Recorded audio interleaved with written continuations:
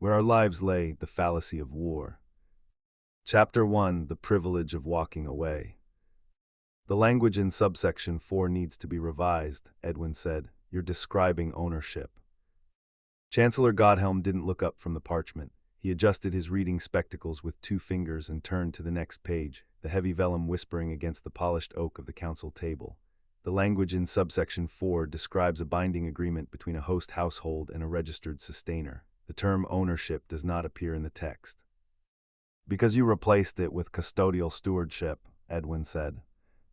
Which is the legally accurate term, Lord Herwin added from the far end of the table. He was pouring himself a second cup of tea from the porcelain service set. The cup clinked gently against the saucer. The engraving act establishes a framework of mutual obligation. The sustainer provides mana surplus. The host household provides shelter, sustenance, and legal protection. It's a contract. A contract requires consent, Edwin said. Godhelm removed his spectacles. He folded them carefully and set them on the table beside his inkwell. Prince Edwin, the integration accord which you personally championed, established that the demon population would be absorbed into the imperial economy as contributing members. The engraving act is the administrative mechanism for that absorption. It is your policy, formalized. Edwin's hands were flat on the table. His thumbs pressed hard enough against the oak grain that the nails went white. The integration accord guaranteed civil protections, freedom of movement, access to independent trade. What I'm reading in this document is a permanent magical binding that ties a demon's mana output to a specific household with no termination clause. There's a termination clause, Godhelm said. He shuffled through the stack and pulled a single page free, sliding it across the table toward Edwin.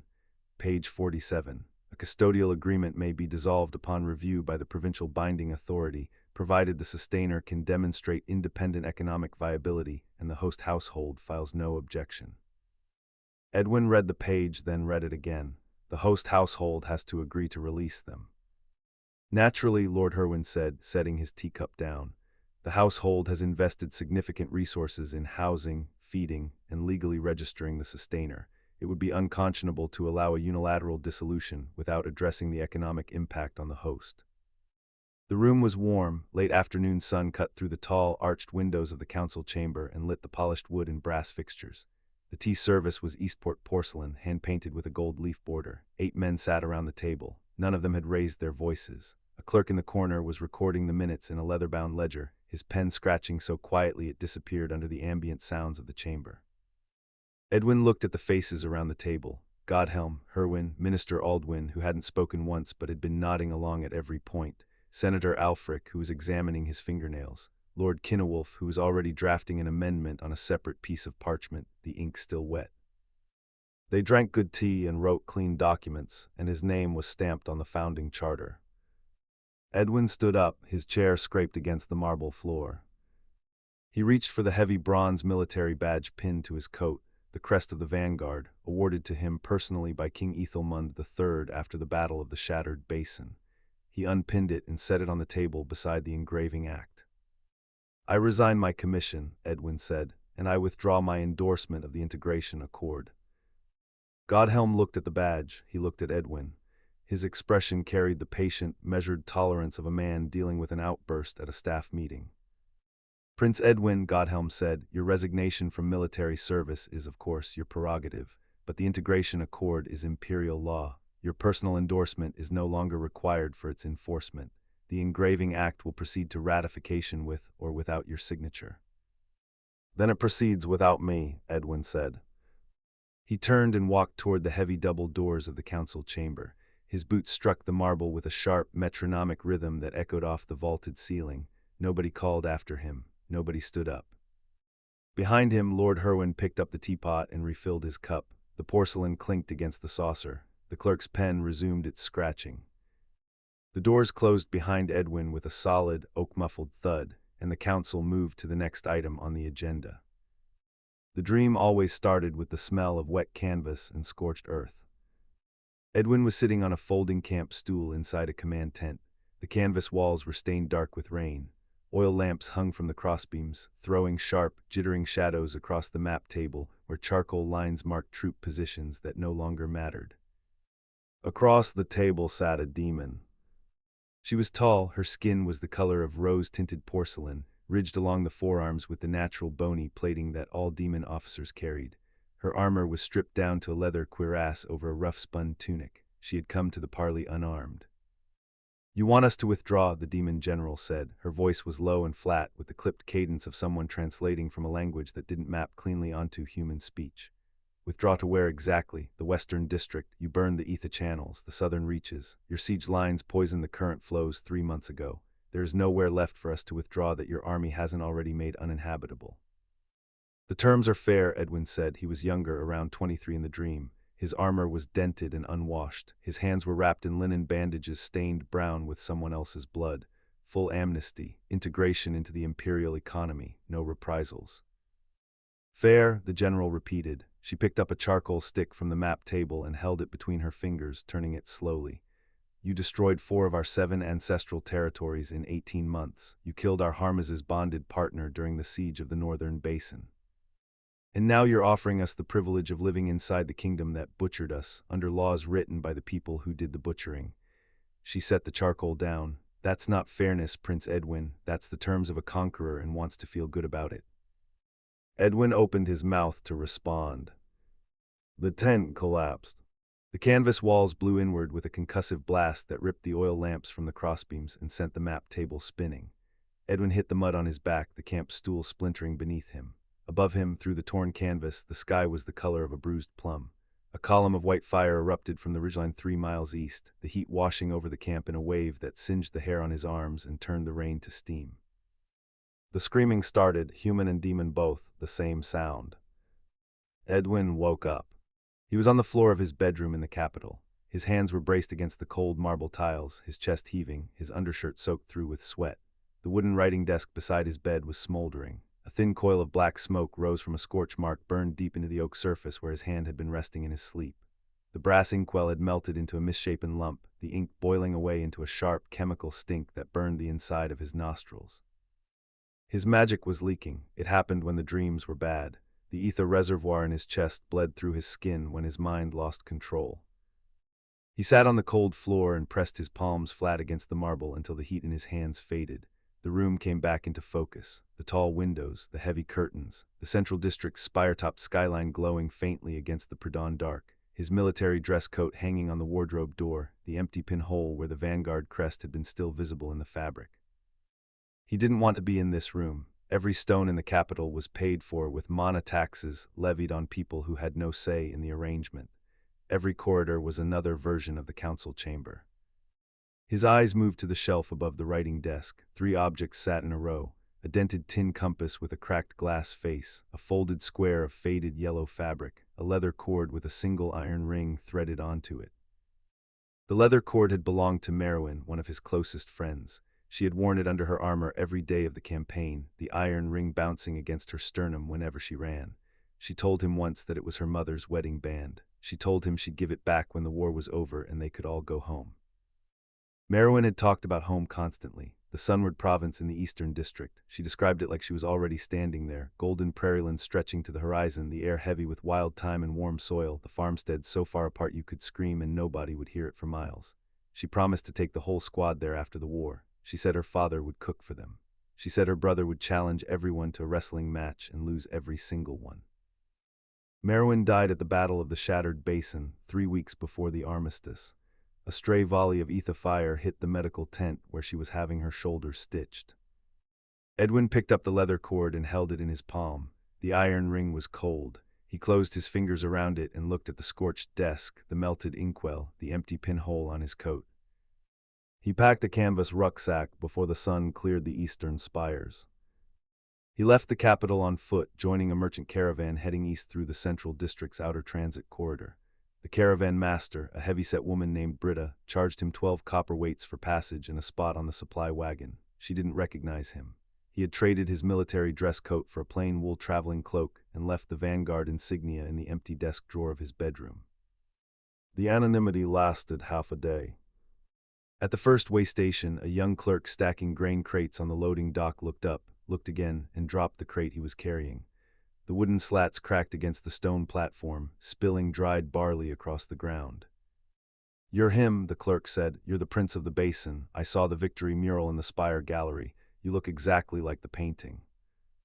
Edwin helped him pick up the barley. "The painting is 6 feet tall and I'm on a horse. I don't think they got the likeness right." "My brother was in the 7th Infantry," the clerk said, gripping Edwin's forearm with both hands. His eyes were wet.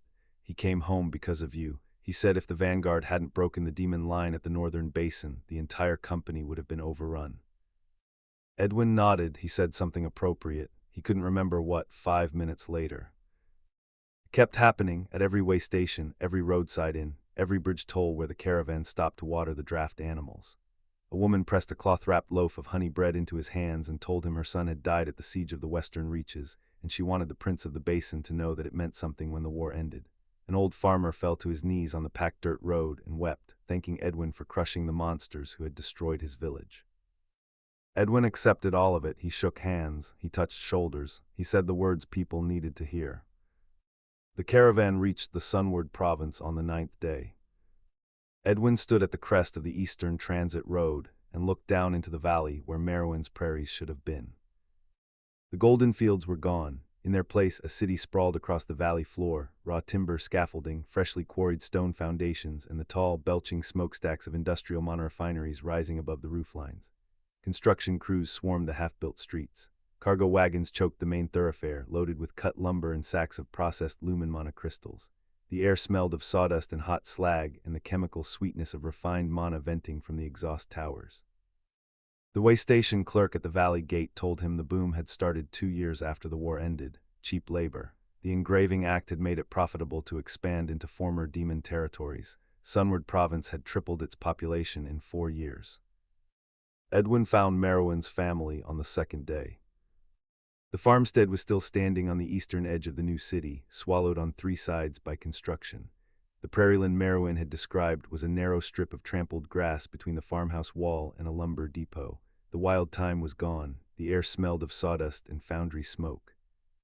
Merowyn's father Howrick opened the door. He was a tall man, broad shoulders, with deep-set eyes and hands that were cracked and rough from decades of field work. He looked at Edwin's face for a long time before stepping aside to let him in. The kitchen was small and clean. Howrick set a cup of dark grain tea on the table in front of Edwin and sat down across from him. Merowyn's brother Wystan leaned against the far wall with his arms folded. He was younger than Edwin expected, maybe 19, with his sister's jaw and the same sharp, direct stare. "She talked about this place constantly," Edwin said, wrapping his hands around the warm cup. "She said the prairies went all the way to the horizon. She wanted to bring us all here after the war." "The prairies went to the river bend," Howrick said. He picked up his own cup but didn't drink from it. "The Crown sold the mineral rights to the refinery guild 6 months after the armistice. They dug the first mana well before we finished the harvest." He set the cup back down. "My daughter used to run through those fields until her lungs gave out. Now I can hear the stamping machines from my bedroom at night." "I'm sorry," Edwin said. "You were her commanding officer," Wystan said from the wall. His voice was flat. He hadn't moved from his position by the door. "She was under my command, yes." "She wrote letters," Wystan said, "every week. She said you were different from the other officers. She said you actually cared about the soldiers under you." He uncrossed his arms. "She was at the medical tent getting her shoulder stitched when the Etha volley hit, 3 weeks before the ceasefire. She survived 38 engagements and died getting a wound cleaned." The kitchen was quiet. The stamping machines in the lumber depot thumped through the walls in a low, steady rhythm. "I should have moved the medical station further from the front line," Edwin said. "Yes," Wystan said, "you should have." Howrick looked at his son, then at Edwin. "We're grateful you came," he said. His tone was careful. "It means something that you remembered her, but you should know that Merowyn didn't fight that war for the kingdom. She fought it because the conscription notice came and she had the strongest mana reservoir in the village. She didn't choose to be there." Edwin held the iron ring on the leather cord in his pocket. The speech he had rehearsed on the road, about her bravery, about her sacrifice meaning something, about the peace she helped build, stayed in his pocket with the ring. He finished the tea. He thanked them. He left the iron ring on the table beside the empty cup and walked out into the noise of the construction. The Wayward Rest sat at the corner of the new city's central market, a 3-story timber frame inn with a slate roof and a hand-painted sign that swung in the evening wind. Edwin took a room on the 2nd floor. He told himself he'd stay one night, settle his thoughts, and figure out where to go next. He somehow stayed for 6 days. The first morning he came downstairs for breakfast and saw a demon clearing plates from the common room tables. Male, slender, with dark iron-toned skin and subtle bony ridging along the jaw that marked the demon population. He moved quickly between the tables, stacking heavy earthenware crockery onto a wooden tray balanced on his forearm. The innkeeper, a red-faced man named Osbert, shouted an order from behind the bar counter. The demon flinched, a quick tightening of the shoulders, a fractional dip of the head, and resumed clearing plates without breaking stride. A glowing mark on the demon's left forearm pulsed briefly with a dull amber light when Osbert's voice hit him. Edwin watched from his table near the window. He chewed his bread slowly. The demon had a roof over his head, steady work, meals. Integration was rough, but it was functioning. On the second day, a merchant at the next table flicked a chicken bone at the demon's back while he was sweeping the flagstone floor. The bone bounced off his shoulder blade. The merchant laughed and went back to his conversation. The demon picked the bone up without turning around. On the third day, the engraving mark pulsed hard enough that the demon stumbled while carrying a full tray. Hot stew slopped over the rim of a bowl and splashed across a patron's sleeve. The patron grabbed the demon by the collar and shoved him backward into the bar counter. The demon's spine hit the oak with a crack that made the bottles on the shelf rattle. Osbert came around the counter, grabbed the demon by the arm, and dragged him into the back kitchen. Edwin heard a door slam. He heard a sound through the wall that could have been a fist hitting something solid. The demon came back 10 minutes later with a fresh apron and a dark, swelling mark under his left eye. He resumed clearing tables like he always did. On the fourth day, Edwin sat at the bar and tried to make conversation. The demon answered in short, clipped sentences without looking at him. His name was Tellin. He'd been bonded to the inn for 2 years. He didn't volunteer any other information. On the sixth night, things changed. The common room was loud and smoky, the iron fireplaces stoked high against the autumn chill. The air smelled of charred pine and spilled ale and the damp wool of wet coats drying on wall hooks. A group of lumber workers occupied the long table near the fireplace, drinking heavily. Tellin was clearing their empty mugs when one of the workers grabbed his wrist. "Hey, Sustainer." The worker was a thick-chested man with sawdust caked into the creases of his knuckles. He pulled Tellin's arm toward him, twisting it to expose the glowing engraving mark. "My cousin says if you press on the mark hard enough, the demon screams. That true?" He dug his thumb into the mark. The amber glow flared. Tellin's entire body locked rigid, a violent, full-body spasm that drove him to his knees on the wooden floor. His jaw clenched so hard the tendons in his neck stood out like cords. He didn't scream. The sound that came out was a hiss of air through clenched teeth, thin and involuntary. The lumber workers laughed. Edwin was on his feet before the laughter died.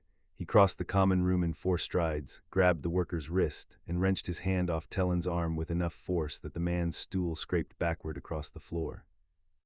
"Take your hands off him," Edwin said.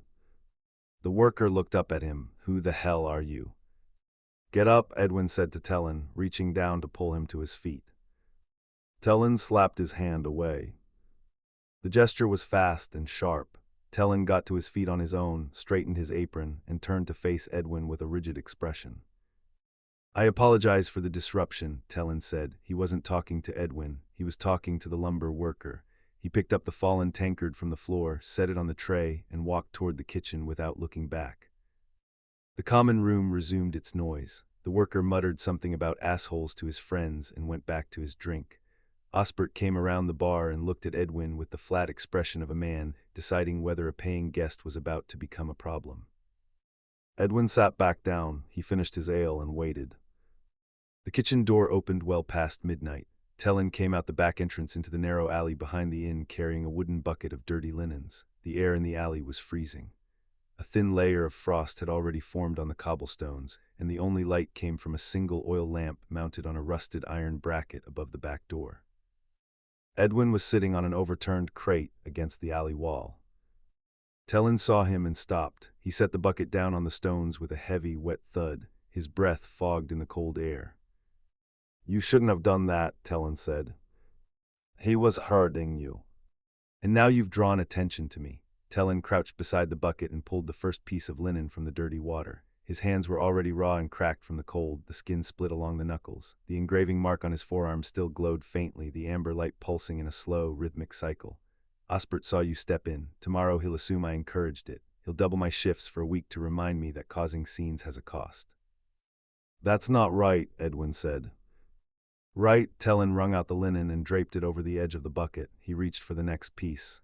You want to talk about what's right, you specifically. I'm trying to help you. Help, Tellin's hand stopped moving in the water. He looked at Edwin directly for the first time since the common room. His face was angular and gaunt, the swelling under his left eye still dark and mottled from 4 days ago. You helped plenty, Prince. The whole kingdom knows how much you helped. You ended the war and gave us the splendid chance to live inside the same borders as the people who burned our territories. That accord was supposed to protect you, Edwin said. I fought for it. I argued in front of the full council. And they clapped and signed your paper, and then they wrote a second paper that turned your protection into a leash. Tellin pulled the next linen out of the bucket and squeezed it between his fists. The water ran dark between his cracked fingers. My family was bonded to a textile mill in the northern district. My sister was separated from us and sent to a refinery in the southern reaches 2 months after the binding. I haven't heard from her in 18 months. My mother is 63 years old and she works a forge bellows 12 hours a day because the household that owns her binding needs the mana output. The provincial binding authority told her that her dissolution petition was under review. He dropped the linen into the bucket. It has been under review for 14 months. I didn't know it was like this, Edwin said. I left the council. I resigned. You left, Tellin stood up. He was still holding a piece of wet linen, the water dripping onto the frozen cobblestones between his boots. You had the power to fight them, the bloodline to challenge the law, the military reputation to rally half the kingdom behind you, and you threw in the towel. He wrung the linen once hard. The rest of us can't leave, Prince Edwin. We can't resign. We don't get to feel disgusted and go on a walking tour of the countryside. We scrub linens in freezing alleys and get beaten for spilling stew, and we wait for the provincial binding authority to review petitions they will never read. The oil lamp above the door flickered. Tellin's shadow stretched long and thin across the frost-covered cobblestones. You want to help, Tellin said. Go back to the capital. Go back to the council. Use the name and the blood and the power you were born with and fight the law you helped write, because standing in an alley feeling sorry for me doesn't feed my mother or find my sister. He picked up the bucket and walked back inside. The kitchen door closed behind him. The iron latch dropped into place with a flat, final sound. Edwin sat on the crate in the freezing alley. The oil lamp hissed above him. Somewhere in the distance, the stamping machines of the lumber depot thumped their slow, mechanical rhythm through the dark. He looked down at his hands, clean, warm, no engraving marks, no scars from forge bellows or lice-scalded linens. The frost crept across the cobblestones toward his boots. He didn't move. Welcome to the Portal Library. Step through and let the magic begin. Make sure to like, subscribe, and comment if you'd love more stories or have a request. We have a Patreon where you can support the story production directly or to follow for free and stay up to date with new story drafts notifications. The link will be included in the description below. New videos are uploaded on YouTube every Monday. Where Our Lives Lay, The Fallacy of War, a BL fantasy story. I hope you're enjoying Chapter 2, The Forgotten Shore. The rain had not stopped in 11 days. In the outer reaches of the southern district, past the last monolith transit road, in 3 hours by foot through scrub forest that nobody maintained, the village of Thornfeld sat on a narrow spit of eroding coastline where the island's foundation stone thinned to a crumbling shelf above the abyss. The ether currents that kept the main islands buoyant ran weak out here. On clear nights, the ground itself hummed with a low, unsteady vibration, and the older residents slept with their boots on. Thornfeld did not appear on the imperial census rolls. It had been a military staging outpost during the war, a forward supply depot for the Crown's 3rd Infantry Division. When the armistice was signed, the military pulled its personnel and its funding, leaving behind a cluster of timber barracks, a collapsed watchtower, and a handful of people who had nowhere else to go. The people who stayed were the ones the Empire had already forgotten: discharged soldiers too injured for the veterans' pension rolls, farming families whose terraced fields had been burned for tactical sightlines and never replanted, and in the years after the Engraving Act, a slow, quiet trickle of demons who had slipped through the cracks of the binding system, the ones too old, too young, or too broken to be worth the cost of formal registration. They did not get along because they wanted to. They got along because the alternative was starvation. The humans knew how to fish the coastal shallows and repair timber in wet weather. The demons could channel raw mana into the failing foundation stones, buying the village another season before the island's edge crumbled into the void. What took a human work crew 3 days of manual labor with crude tools, shoring up a retaining wall, sealing a cracked water cistern, a demon could stabilize in an afternoon. In this village, at the end of an eroding road on an island the Empire had stopped thinking about, the king of the demon race had been living for 6 years. Raphael was standing chest deep in a drainage trench when the girl found him. The trench ran along the eastern edge of the village's freshwater cistern, a stone-lined channel that collected rainwater from the hillside and fed it into the communal well.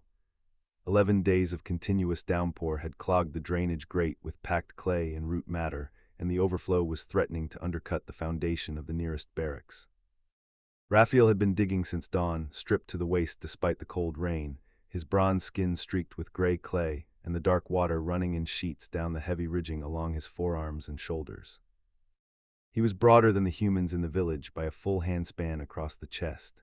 The bony plating that all demons carried ran in pronounced ridges from his wrist to his elbow and across the tops of his shoulders, the surface smooth and dark like polished river stone. His hair, long, pale, and heavy with rain, was tied back with a strip of cured leather that was coming undone. He was 43, which meant very little for a demon, but the deep, silvered scar that crossed his left shoulder and disappeared into the muscle of his back had never fully healed, and it ached in wet weather with a grinding persistence that made him dig harder. Raphael, the girl, was standing at the lip of the trench, holding a cracked ceramic bowl covered with a square of oilcloth. She was maybe 8 years old, with dark bronze skin and wide-set amber eyes. Her name was Suriel, and she had been born in a canvas tent 4 miles from the northern basin 3 days after the armistice was signed. She had never seen the demon territories. She had never met her parents. Raphael drove the iron spade into the packed clay one more time, levered out a clod the size of his fist, and tossed it onto the pile behind him. The drainage grate cleared with a wet, gurgling rush, and the backed-up water began to flow. He climbed out of the trench, mud sucking at his boots, and took the bowl from Suriel's hands. "Bretta said you missed the morning meal again," Suriel said, watching him pull the oilcloth off the bowl. Inside was a thick porridge of cracked grain and salted fish, already cold. "She said if you skip another one she's going to start leaving the food on your pillow." "Tell Bretta I was fixing her cistern," Raphael said. He ate standing up, spooning the cold porridge with 2 fingers because Suriel had forgotten to bring a utensil. The rain drummed against the oilcloth draped over a nearby woodpile. The village behind them was stirring. A thin column of cookfire smoke rose from the communal kitchen, and he could hear the rhythmic thud of someone splitting firewood in the old parade yard. "Orath says you don't sleep," Suriel said. Raphael looked at her. She was staring at the mud, tracing a circle with her feet, the way she did when she was working up to something she'd been told not to ask. "Orath talks too much," Raphael said. "He says you walk the perimeter at night, every night. He says you check the tree line and the coastal path in the old watchtower, and then you sit on the wall until sunrise." She looked up at him. "Are you expecting someone?" "I'm making sure no one comes who shouldn't," Raphael said. He set the empty bowl on the edge of the trench and picked up the spade again.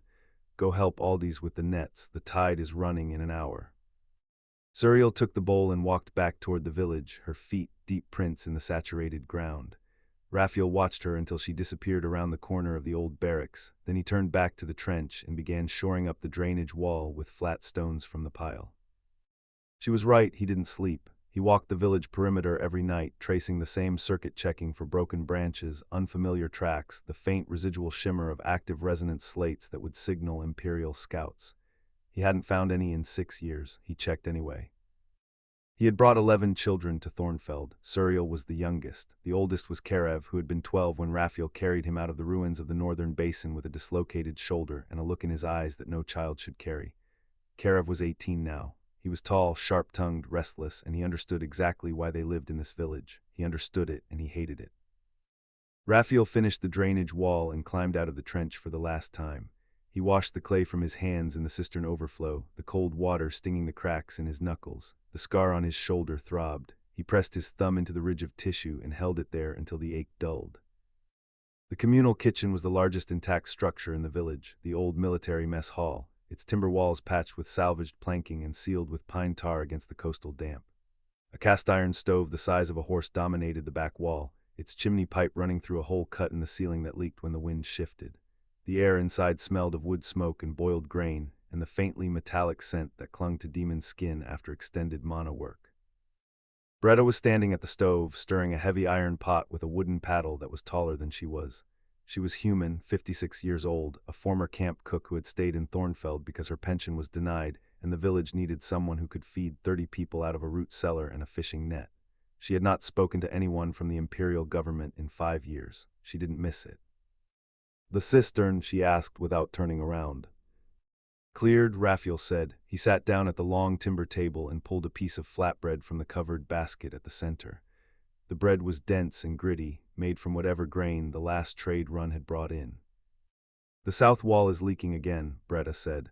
Aldi's tried to seal it with pitch, but the timber's rotting from the inside. We need fresh planking. The nearest lumber supply is a 2-day walk to the district market, Raphael said, and the district market requires identification papers. Which none of us have, Bretta said. She set the paddle across the rim of the pot and turned to face him. She wiped her hands on her apron, leaving dark streaks of grain paste on the rough-spun fabric. Orath offered to make the run. He says he can pass for human if he wears a long coat and keeps his sleeves down. Orath is 15 years old and he has plating up to his neck, Raphael said. He can't pass for human in a coal mine.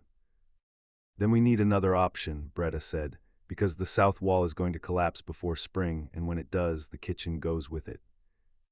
Raphael tore the flatbread in half and chewed slowly. The problem was not the wall. The Imperial Census patrols had been expanding their reach into the outer districts for the last 2 years. Trade runs to the market required papers that Thornfeld's residents didn't have and couldn't forge. And every month the ether currents that kept this spit of coastline from breaking apart grew weaker, which meant more mana work, which meant more visible magical activity, which meant a higher chance of detection. He could fix the drainage trench, he could shore up the retaining walls, he could walk the perimeter every night until his boots wore through, but the village was running out of room. I'll figure it out, Raphael said. Bretta looked at him with the flat, unimpressed expression of a woman who had been hearing that sentence for 6 years. She picked up the paddle and went back to stirring. The rain broke in the late afternoon. The children came out of the barracks, 7 of them, ranging from Suriel's 8 years to Orath's 15, poured into the old parade yard and scattered across the muddy ground in a burst of pent-up energy. 2 of the younger ones immediately started throwing mud at each other. Orath tried to organize a game involving a deflated leather ball and 2 stacks of firewood as goals. It lasted 4 minutes before the ball got stuck in the drainage trench. Raphael sat on the low stone wall at the edge of the yard, watching. The pale afternoon light broke through the cloud cover in long, slanted shafts that lit the puddles in the mud. Suriel was sitting cross-legged on the ground beside Aldi's fishing nets, carefully threading a bone needle through a torn seam with focused precision. He counted heads like always. 7. There should have been 8. Raphael stood up. He scanned the yard, the barracks doorways, the path leading to the coastal bluff. He walked to the nearest barracks and pushed the door open. Empty. He checked the second barracks, the storage shed, the old watchtower foundation where Karev sometimes sat to watch the ocean. All empty. He found Orath pulling the muddy ball out of the drainage trench. Where is Karev? Raphael asked. Orath looked up. The mud was smeared across his breastplate ridging, and he had the guilty, avoidant expression of someone who knew something he didn't want to say. Orath. He left, Orath said. He set the ball down on the stone lip of the trench and wiped his hands on his trousers. Last night, he took his pack and his heavy coat and he left through the coastal path. Last night, Raphael repeated, and you're telling me now. He told me not to tell you until morning, Orath said. He said you'd try to stop him. Of course I'd try to stop him. Where was he going? Orath's jaw tightened. He looked at the ground, then at the tree line, then back at Raphael. He said he was going to the district market. He said he was tired of watching the village rot. He said if nobody was going to get the lumber and the supplies, he'd do it himself. Orath paused. He also said some other things about hiding and cowardice. Raphael set the spade against the trench wall with a deliberate, controlled motion and pressed both palms flat against the cold stone. Karev was 18. He was fast, stubborn, and dangerously charismatic, the kind of young man who could walk into a room of strangers and have them trusting him within an hour. He also had visible demon plating from his wrists to his elbows, amber eyes that glowed faintly in low light, and absolutely no identification papers. He was walking toward a district market in Imperial territory with nothing but a heavy coat and the conviction that he was invincible. How long ago? Raphael asked. He left at the second watch, Orath said quietly. Maybe 10 hours. 10 hours on foot through scrub forest. Karev could be within a half-day's walk of the district perimeter. Close enough that turning back was still possible, or close enough that an Imperial patrol could have already found him. Raphael looked at the village, the children in the mud, Suriel stitching the net, Bretta's cooked smoke rising from the kitchen chimney. the retaining wall he had spent the morning reinforcing. 6 years of grinding, invisible work to keep this place standing. And the boy he had carried out of the northern basin with a dislocated shoulder had just walked into the open because he couldn't stand waiting anymore. He understood it, that was the worst part. Karev wasn't wrong that the village was dying. He wasn't wrong that hiding was slow suffocation. He was 18 and strong, and he had spent 6 years watching Raphael while the world outside forgot they existed. Of course he left. Raphael walked to the old barracks he used as quarters and pulled a heavy oilskin coat from the wall hook. He strapped his boots tight, checked the waterskin hanging from the door peg, and shoved a wrapped piece of flatbread into the coat's inner pocket. Bretta was standing in the doorway of the kitchen when he came back out. "I saw the boys' bunk this morning," she said. "It was stripped clean." "I know," Raphael said. He pulled the oilskin collar up against the wind. "I need you to keep the watches while I'm gone. Suriel listens to you. Oreth will behave if you give him responsibility. And if you don't come back, then you keep doing what you've been doing," Raphael said. "The cistern is cleared. The drainage wall will hold through the spring. The fishing schedule is posted in the kitchen." Bretta folded her arms across her chest. "I wasn't asking about the cistern." "I know what you were asking," Raphael said. He adjusted the strap of the waterskin across his chest. "I'll come back." He stopped at the edge of the village where the maintained path ended and the scrub forest began. The ground was saturated, the trail barely visible under the standing water. The ether current that ran beneath the soil pulsed faintly under his boots, weak, irregular, the heartbeat of an island that was slowly losing its hold on the sky. He closed his eyes, the mana reservoir in his chest, the deep, ancient well that made him king, that had once sustained the emotional and magical equilibrium of an entire population, stirred. It was diminished. 6 years of isolation, 6 years cut off from the collective, had reduced it to a fraction of what it had been, but it was enough for this. The illusion settled over his skin like cold water. The bronze tone faded to a weathered, sun-darkened tan. The bony plating along his forearms and shoulders flattened and smoothed, replaced by the appearance of rough, scarred human skin. The ridging across his knuckles dissolved. His amber eyes shifted to a dull, unremarkable brown. His hair stayed the same, long and pale, tied back with the leather cord, because changing too many features at once made the illusion brittle and burned through the reservoir faster than he could sustain. He opened his eyes and looked at his hands. They looked human. They looked like the hands of a traveling laborer, a discharged soldier, a man nobody would remember 5 minutes after he passed. Raphael stepped onto the forest path and walked toward the district road. Chapter 3: The Burning Crossroad. Raphael found Karev sitting on a collapsed stone marker at the edge of the district road, 12 miles from Thornfeld. The boy was eating a strip of dried fish from his pack, his heavy coat pulled tight around his shoulders against the wind. His boots were caked with forest mud. He looked up when Raphael stepped out of the tree line, and his expression shifted from surprise to a hard, deliberate blankness. "Took you longer than I expected," Karev said. "Oreth told me at midday," Raphael said. He stopped 3 paces away, his hands loose at his sides, the illusion still layered over his skin. To anyone passing on the road, he looked like a weathered human laborer catching up with a younger companion. Karev, with his heavy coat buttoned to the throat and his sleeves pulled past his wrists, could pass for human in the low light, almost.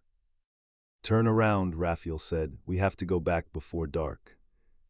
Karev didn't move. He folded the dried fish back into its cloth wrapping and tucked it into his coat.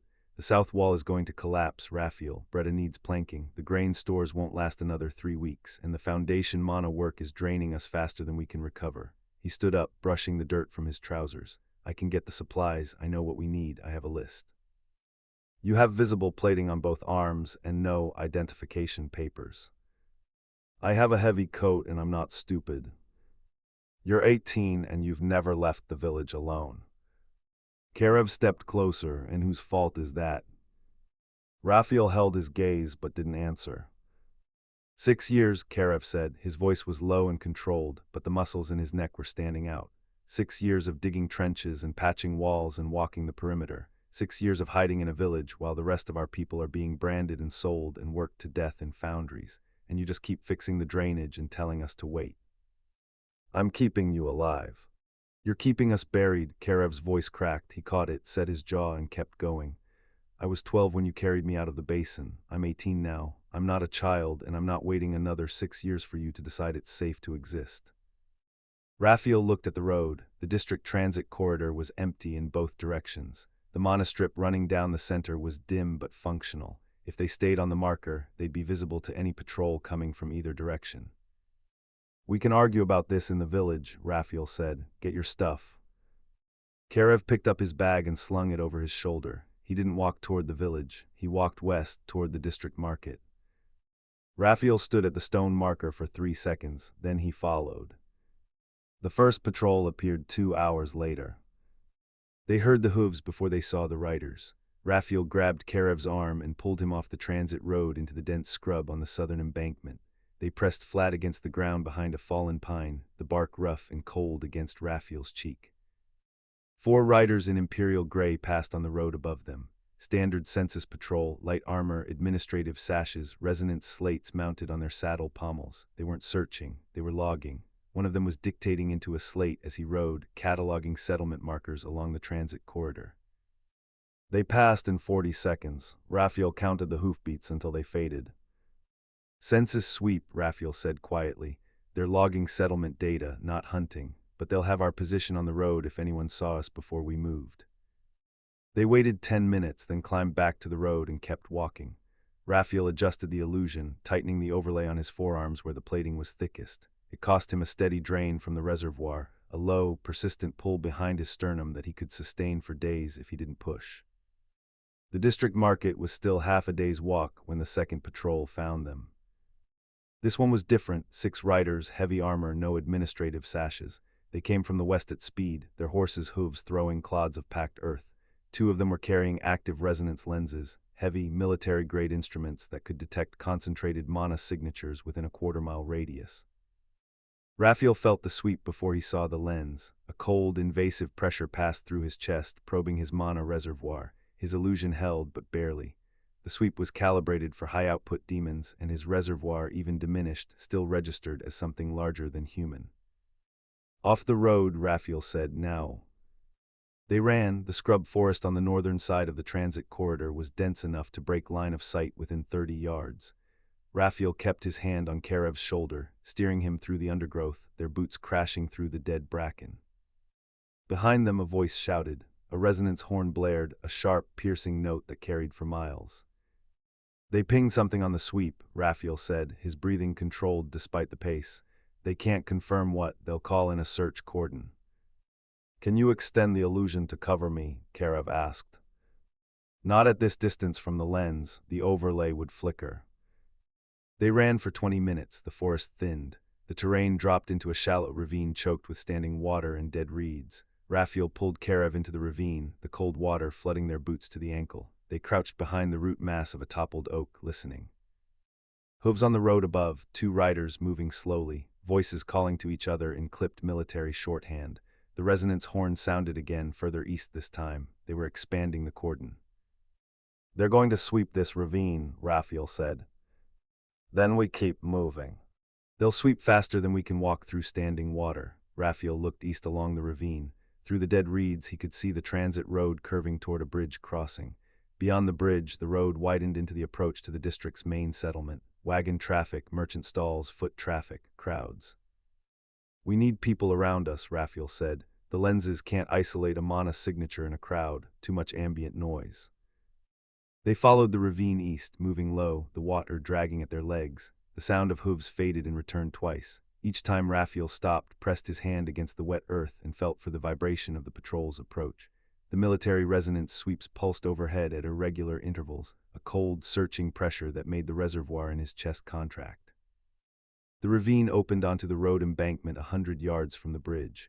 A merchant caravan was crossing, 8 covered wagons pulled by draft animals, the drivers hunched against the wind, their cargo lashed down under heavy canvas tarps. Walk, Raphael said, don't run, stay close to the wagons. They climbed the embankment and fell into step alongside the last wagon in the line.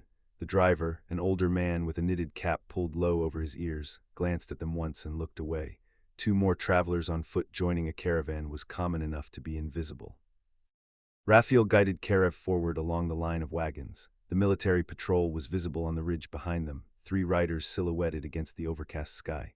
They were scanning the road with the resonance lenses. The cold sweep passed over the caravan, probed, and moved on. Too much ambient mana from the wagon cargo and the draft animals. The caravan rolled toward the district gate. Raphael exhaled. That was when he saw the face. A man was walking alongside the third wagon from the front. He wore a plain wool traveling cloak with the hood pulled up against the cold, his hands in his pockets. His posture was slouched, deliberately unremarkable. But his face was noticeable. Raphael knew that face. He had sat across a younger version of it multiple times in the past. He could never forget that face. The man's hood shifted in the wind, and for a fraction of a second, Raphael saw his eyes. Raphael's hand tightened on Karev's shoulder. His breathing didn't change, his stride didn't break, but his pulse doubled and the illusion over his skin rippled once before he locked it down. Prince Edwin of the Imperial bloodline was walking 20 feet ahead of him in a merchant caravan, and Raphael had no idea why. Chapter 3 Interlude. Edwin had been walking for 3 days. After visiting Merowyn's family, he had packed his rucksack and left the wayward rest without telling anyone. He told himself he was visiting another comrade, Aldhelm, the lanky archer from the southern district who used to joke that his family's homestead was so close to the islands as you could watch the ocean drop into the abyss from the kitchen window. Aldhelm had been discharged with a shattered kneecap after the siege of the northern basin. He'd gone home and was never heard from again. Edwin had never checked on him with how busy everything got. The caravan he'd joined was a freight convoy hauling building materials to the outer district settlements. The caravan master hadn't asked for papers. Edwin had paid 4 copper weights and kept his hood up.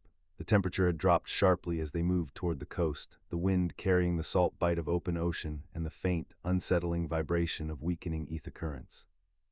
He was staring at the road when the resonance horn sounded. The convoy slowed ahead through the gaps between the wagon canvases. Edwin could see the district gate. 6 Imperial riders in heavy armor were positioned at the bridge crossing. 2 of them were sweeping the road with military-grade resonance lenses. A third was speaking to the caravan master, gesturing for the convoy to halt. Edwin watched from the 4th wagon. The riders were checking cargo and papers. They were moving through the line methodically, pulling back canvas tarps, asking drivers to step down. This wasn't a routine toll inspection. They were looking for something specific.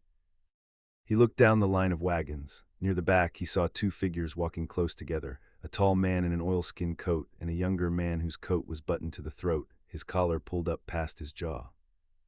The tall man's face was half turned toward the wagons. He was watching the riders with a controlled, alert stillness that Edwin recognized.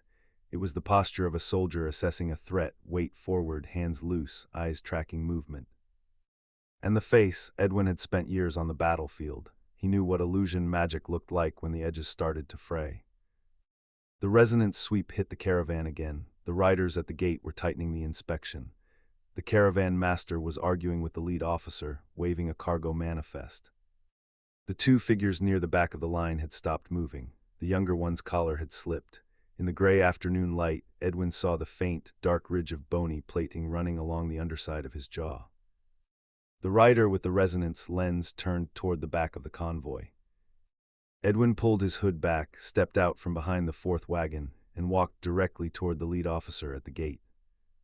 "Captain," Edwin said. He reached into his coat and pulled out a folded piece of heavy parchment, his imperial lineage certification, the one document he couldn't discard because it was magically bonded to his mana signature.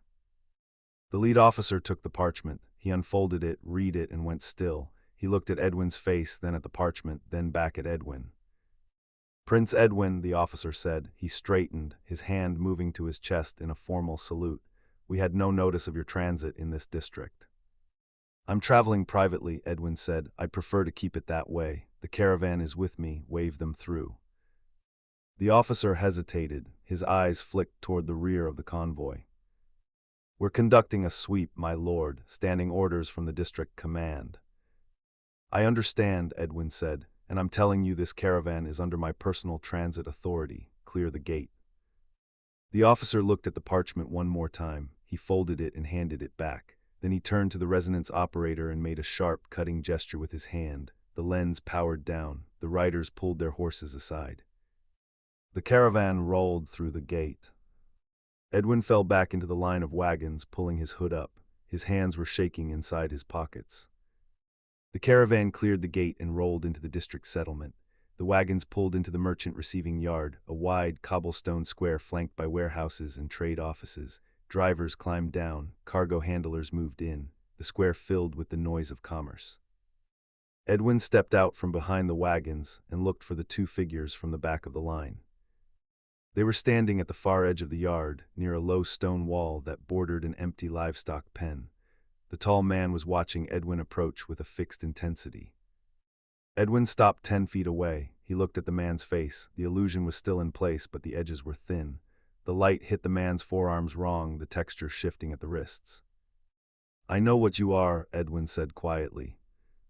The man didn't move. "And I know who you are," Edwin said. The illusion fractured. It didn't dissolve cleanly. It cracked, the false skin splitting in jagged lines across the man's forearms, revealing the dark, ridged plating underneath. The amber eyes surfaced through the brown, bright and sharp. Raphael looked at him, the king of the defeated demon race, standing in an imperial merchant yard with a boy behind him, stripped of every disguise. "You need to walk away, Prince," Raphael said. His voice was low and rough. "I just got you through with the caravan through a military checkpoint safely," Edwin said. "I think you owe me more than that." People in the yard were starting to look. A cargo handler paused with a crate on his shoulder. A merchant's wife pulled her child closer. "Not here," Edwin said. He jerked his head toward the road leading out of the yard, past the warehouses. "Move." They walked. Edwin led the way. Raphael followed with Karev beside him, the illusion reassembled but damaged, the overlay flickering with every step. They passed the last warehouse, crossed a rutted cart track, and reached a flat, open stretch of dead grass bordered by a low fieldstone wall. The wind hit them full force, carrying the salt smell of the coast. Edwin turned to face them. "What are you doing in an imperial district with no?" The blast hit him square in the chest. It was a raw, unstructured burst of concentrated mana, the magical equivalent of a child throwing a rock with every ounce of strength they had. The force of it drove Edwin backward 3 steps, his boots skidding on the frozen grass. The front of his traveling cloak smoked where the impact had scorched the wool. Karev was standing 5 feet in front of Raphael, his coat thrown open, his hands raised. The bony plating on his forearms was fully exposed, glowing with a harsh amber light as the raw mana pulsed through his skin. His face was twisted with rage. "Karev," Raphael shouted. The boy didn't stop. He drove forward, launching a second blast that Edwin sidestepped cleanly. The mana bolt struck the fieldstone wall behind him and blew a section of stones outward in a spray of rock dust and frozen turf. The power behind it was enormous, far more than an untrained adolescent should have been able to channel. Edwin shrugged off the scorched cloak and raised one hand. A shimmering barrier of compressed ether materialized in front of him, a defensive ward, textbook military grade, the kind he'd used 1,000 times on the battlefield. Karev hit it with everything he had. The ward absorbed the first strike, the second made it buckle, the third cracked it down the center, and Edwin felt the impact reverberate up his arm into his shoulder. He dissolved the cracked ward and projected a fresh one, wider, reinforced at the edges. The boy was powerful. Karev's technique was a disaster, however. He was channeling raw, unrefined mana straight from his reservoir without shaping or compressing it, wasting 3 times the energy he needed per strike. His stance was wrong, his breathing was ragged, and he was telegraphing every attack a full second before he launched it. But the output was staggering. Edwin had trained under Imperial war mages who couldn't match this volume of raw force. The boy was burning through his reservoir like he intended to empty it in a single exchange, and the blasts kept coming, heavy, clumsy, furious, each one harder than the last. Edwin absorbed 2 more strikes on the ward, reading the pattern. Karev was cycling through the same attack, straight-line mana projection, no arc, no deflection, no variation, all forward momentum, no defense. On the 6th strike, Edwin dropped the ward entirely and stepped inside the blast radius. Karev's mana bolt sailed past his left shoulder, scorching the air. Edwin closed the distance in 2 strides and caught Karev's extended wrist. He redirected the boy's momentum, turned him, and locked his arm behind his back in a controlled restraint. Karev thrashed against the hold, his free hand clawing at Edwin's forearm. "Stop," Edwin said. "You're going to burn out your reservoir." Karev screamed. It was a raw, guttural sound torn out of his chest. He channeled a wild pulse of mana directly through the skin of his trapped wrist, an instinctive, desperate move that sent a spike of burning pain up Edwin's arm. Edwin gritted his teeth and held on. The boy's mana was scorching hot, unrefined, searing the nerve endings in his palm. Edwin released the wrist and shoved Karev back. The boy stumbled, caught his balance, and raised both hands again. The amber glow in his plating was guttering, the light flickering. He was draining fast. "You're done," Edwin said. "You've got nothing left." "I've got enough," Karev said. He launched one more blast. It was half the strength of the first, a sputtering, uneven burst that Edwin caught on an open palm and snuffed out. Edwin looked at the boy's hands. The plating was dimming. The amber glow faded to a dull pulse. Karev's breathing was ragged and shallow, his legs trembling. No training, no formal instruction, no conditioning, no reservoir management. He was channeling the way a child uses a muscle for the first time, all exertion, no control. And even with all of that waste, even burning 3 times the energy he needed, the raw output had forced Edwin to use battlefield-grade wards. Edwin looked at Raphael. The Demon King was standing 10 feet away, his arms at his sides. He hadn't moved. He had been watching. "He has no training," Edwin said. "There was no one to train him," Raphael said. Edwin looked back at Karev. The boy was standing with his hands on his knees, his head down, his shoulders heaving. The rage was burning out of him, and what was underneath was worse. "It's not fair," Karev said. His voice was wrecked. "You're so strong, you're all so strong, and they're all dead." His legs buckled. He dropped to his knees on the frozen grass, his hands pressing flat against the ground. Why did they have to die? Why wasn't anyone strong enough to stop it?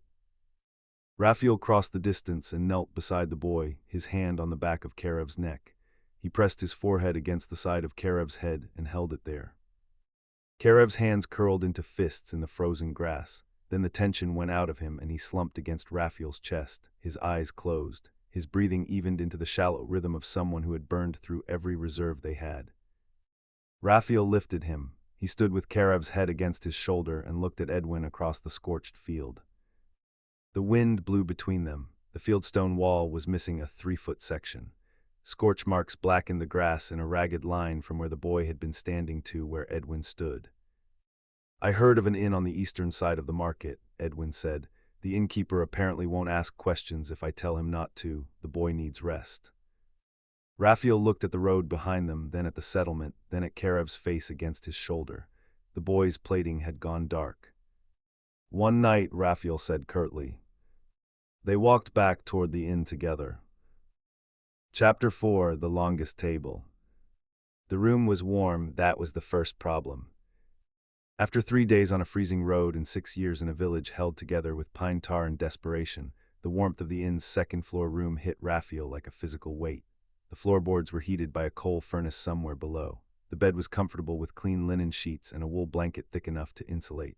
The window had glass in it, uncracked, and the shutters latched from the inside. Karev was unconscious the moment Raphael set him on the bed. The boy curled onto his side, his knees drawn up, his burned-out plating dark against the white sheets. His breathing was deep and rhythmic. He didn't stir when Raphael pulled the blanket over him. That left Raphael standing on one side of the room and Edwin standing on the other, with nothing between them except a writing desk and the absurdity of the situation. Edwin was inspecting the scorch marks on his palms where Karev's mana had burned through the skin. He opened and closed his hands slowly, testing the damage. Raphael leaned against the wall near the door, arms folded, watching the man who had ended his civilization examine a wound inflicted by an 18-year-old orphan. Neither of them spoke. The silence lasted long enough for the furnace below to cycle twice, the floorboards ticking softly as the heat expanded the timber. Karev shifted on the bed and let out a long, rattling snore that broke the quiet with the subtlety of a dropped pot. Edwin looked at the bed. Raphael looked at the bed. Karev snored again, louder, his mouth slightly open. Then Raphael's stomach growled. It was a deep, hollow sound. It filled the silent room with an embarrassing clarity. Edwin stared at him. Raphael stared back, his jaw tight, daring the man to comment. Edwin opened his mouth, but his stomach answered instead, a long, rolling gurgle that was, if anything, louder than Raphael's. Karev kept snoring.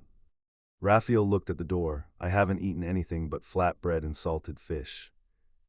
"I had a piece of dried beef 3 days ago," Edwin said. "I think the caravan dog ate the other half." Raphael pushed himself off the wall. Edwin was already reaching for the door handle. The inn's ground-floor tavern was half full with evening traders, merchants, laborers, a handful of local farmhands drinking after the day's work. The air smelled of roasting meat, wood smoke, and the yeasty warmth of fresh bread. An iron chandelier hung from the central beam, casting uneven light across the heavy timber tables. They sat at a corner table near the kitchen door. The serving girl brought a menu board. Edwin ordered everything on it. Raphael looked at him for a moment. Edwin flashed him his wallet, conveying that the meal was on him, so Raphael then ordered the same. The food came in waves: roasted lamb shanks with root vegetables, a whole loaf of dark seed bread with salted butter, a heavy clay pot of grain stew thick enough to stand a spoon in, fried river fish on a wooden platter, a wedge of hard cheese the size of Raphael's fist, 2 tankards of dark ale, then 2 more before the first plates were cleared. Raphael ate with the focused intensity of a man making up for 6 years of root cellar rations. He stripped the lamb shank to the bone in 3 minutes. He tore the bread with his hands and used it to soak up the stew. He ate the cheese in 4 bites. Edwin matched him. He didn't use a knife on the fish. He picked it apart with his fingers, pulling the flesh off the spine in long strips. The serving girl brought a second round, then a third. She stopped asking if they wanted more and started bringing food automatically, her expression shifting from professional courtesy to genuine amazement. The cook leaned out of the kitchen doorway, watching the 2 men demolish his inventory. Somewhere around the 4th round, they started gaining attention. A man at the bar stood up, crossed the room, and stopped beside their table. He was middle-aged, thick through the shoulders, wearing the coarse wool jacket of a local tradesman. He looked at Edwin's face for a long moment. "Prince of the Basin," the man said. His voice was rough with emotion. "My wife's brother served in the 7th. He made it home because of you." He reached out and gripped Edwin's forearm. "Thank you, from our family." Edwin nodded. He said something quiet. The man squeezed his arm once more and walked back to the bar after cheering loudly with the room. A woman approached 2 minutes later. She was older, her hair pulled back under a linen cap. She pressed a folded handkerchief into Edwin's hand and whispered something about her son and the siege of the Western Reaches. Her eyes were wet. Edwin held the handkerchief and thanked her. Then a younger man came forward and the energy shifted. He stopped 3 feet from the table, his body angled away, his weight on his back foot. He looked at Edwin the way a person looks at a loaded weapon. "My lord," the young man said. He dipped his head and retreated before Edwin could respond, nearly backing into a chair in his haste to put distance between them. Raphael watched. He watched the gratitude and the fear arrive in alternating waves, and he watched Edwin absorb all of it with the same expression, a tightening around the eyes, a slight drop of the shoulders, a slow retreat. Edwin pulled his hood up. He was sitting in a warm tavern eating hot food, and he pulled his hood up and angled his body toward the wall. Raphael had spent 6 years imagining what the hero of the human race was doing with his victory. He pictured feasts and marble halls and adoring crowds. He had not pictured a man hiding inside his own hood because a stranger's gratitude made him flinch. The serving girl brought another platter. Edwin didn't touch it. He sat still for a moment, his jaw tight. Then he stood up without a word and walked toward the back of the tavern, past the kitchen, and out through the rear door. Raphael looked at the untouched platter regretfully. He looked at the back door, then at the ceiling. "Shit," he said, and followed Edwin outside. The alley behind the inn was narrow, dark, and smelled of wood smoke and kitchen grease. A single lamp burned above the back door. Edwin was leaning against the opposite wall, his hood still up, his arms crossed tightly over his chest. Raphael stopped in the doorway. He looked at Edwin for a long moment, then stepped into the alley. "All right," Raphael said, "I'm not good at this, and you are the last person in existence I ever expected to be doing this for. But something is clearly wrong, and since we're sleeping under your roof tonight, I need to know, is this a problem for us? Do you not want us here? Are we making this worse?" "It's fine," Edwin said. He was staring at the ground. "It's obviously not fine. You just walked out of a hot meal because a farmer shook your hand." Edwin's jaw tightened. "I said I'm fine. And I'm the king of a conquered people hiding in a drainage ditch on the edge of a dying island," Raphael said. "We're both clearly thriving, so either tell me what's happening or I'll take the kid and we'll find a barn." Edwin looked up. In the dim lamplight, Raphael could see his face, the tension in his jaw, the rigid set of his shoulders, the bruised exhaustion around his eyes. "Why would I not want you here?" Edwin said. His voice had changed, stripped of the careful, measured quality Raphael had heard in every interaction so far. "You think I'm embarrassed by you?" Something escaped his throat that was half laugh, half something else. "You are the single person most responsible for nearly wiping out an entire generation of my soldiers. You killed people I loved. You burned cities I swore to protect." Raphael's hands curled at his sides. "And how many of mine did you kill? You talk like the war was something that happened to you. You came to our territories, your army." I know what my army did, Edwin snapped. His voice bounced off the alley walls. He stepped forward, his hands dropping to his sides. I know what we did. I was there. I gave the orders. I watched it happen and I told myself it was necessary because that's what the generals said, and the generals said it because the council said it, and the council said it because the guilds needed the territory and the crown needed the mana. And by the time I figured out that the whole thing was driven by greed and not defense, half my people were dead. He was breathing hard, his hands were shaking. I fought for the integration accord, Edwin said, his voice cracking. I stood in front of the full council and I argued for months, burned every favor I had, every alliance, every family connection. I begged them to do it right. And they smiled at me and then turned around and wrote legislation that turned everything I built into a leash to oppress others. He pressed the heels of his hands into his eyes. And you know what I did? I threw in the towel and walked out, like that was some kind of moral stand, like refusing to participate was the same thing as fighting. The lamp above the door flickered. The kitchen behind them had gone completely quiet. I've been walking for weeks, Edwin said, visiting the families of people who died under my command. Merwin's brother told me I should have moved the medical station, and he was right. He was absolutely right, and I just sat in his kitchen and agreed with him. His hands dropped from his face. I'm not hiding from the people in there because they scare me. I'm hiding because every single one of them is living inside a system I helped build, and I can't eat a goddamn meal without being reminded that the peace I thought I was creating was just a different kind of war. The words ran out. Edwin leaned back against the wall and stared at the cobblestones. The kitchen behind the door was silent. The staff had heard everything. We need to move, Raphael said quietly. People are listening. Edwin wiped his face with his sleeve. We've both got a lot to get off our chests, Raphael said. This isn't the place. I don't want to wake the kid and have him blast another hole in the wall. He paused. We should go somewhere and talk, even though I don't think talking is going to fix a damn thing.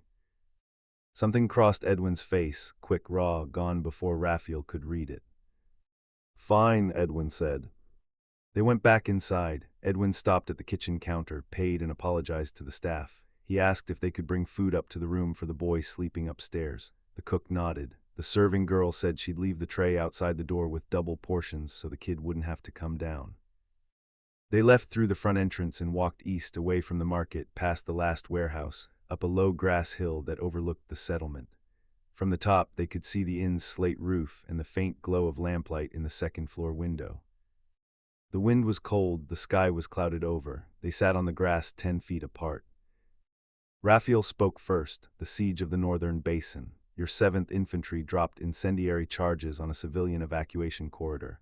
1,200 demon civilians lost their lives that day. I didn't order that strike, Edwin said. Your general did, under your command authority. I relieved him after the report. After, Raphael said, 1,200 lives after. Edwin stood up. He walked a few feet away, his back to Raphael, his hands in his pockets. Neither spoke for 2 full minutes. They tried again. The Harmaz Accord, Edwin said, turning around. Before the war went too far, I sent 3 diplomatic envoys to negotiate a partition. Your council rejected all 3. Because your partition gave us the dead zones, Raphael said, territories with depleted ether currents that couldn't sustain a population for a decade, you were offering us a slow death and calling it a compromise. It was a starting point. It was an insult dressed as generosity, and when we rejected it, your propaganda used our refusal to justify the first offensive strike. Edwin's jaw locked. He turned away again.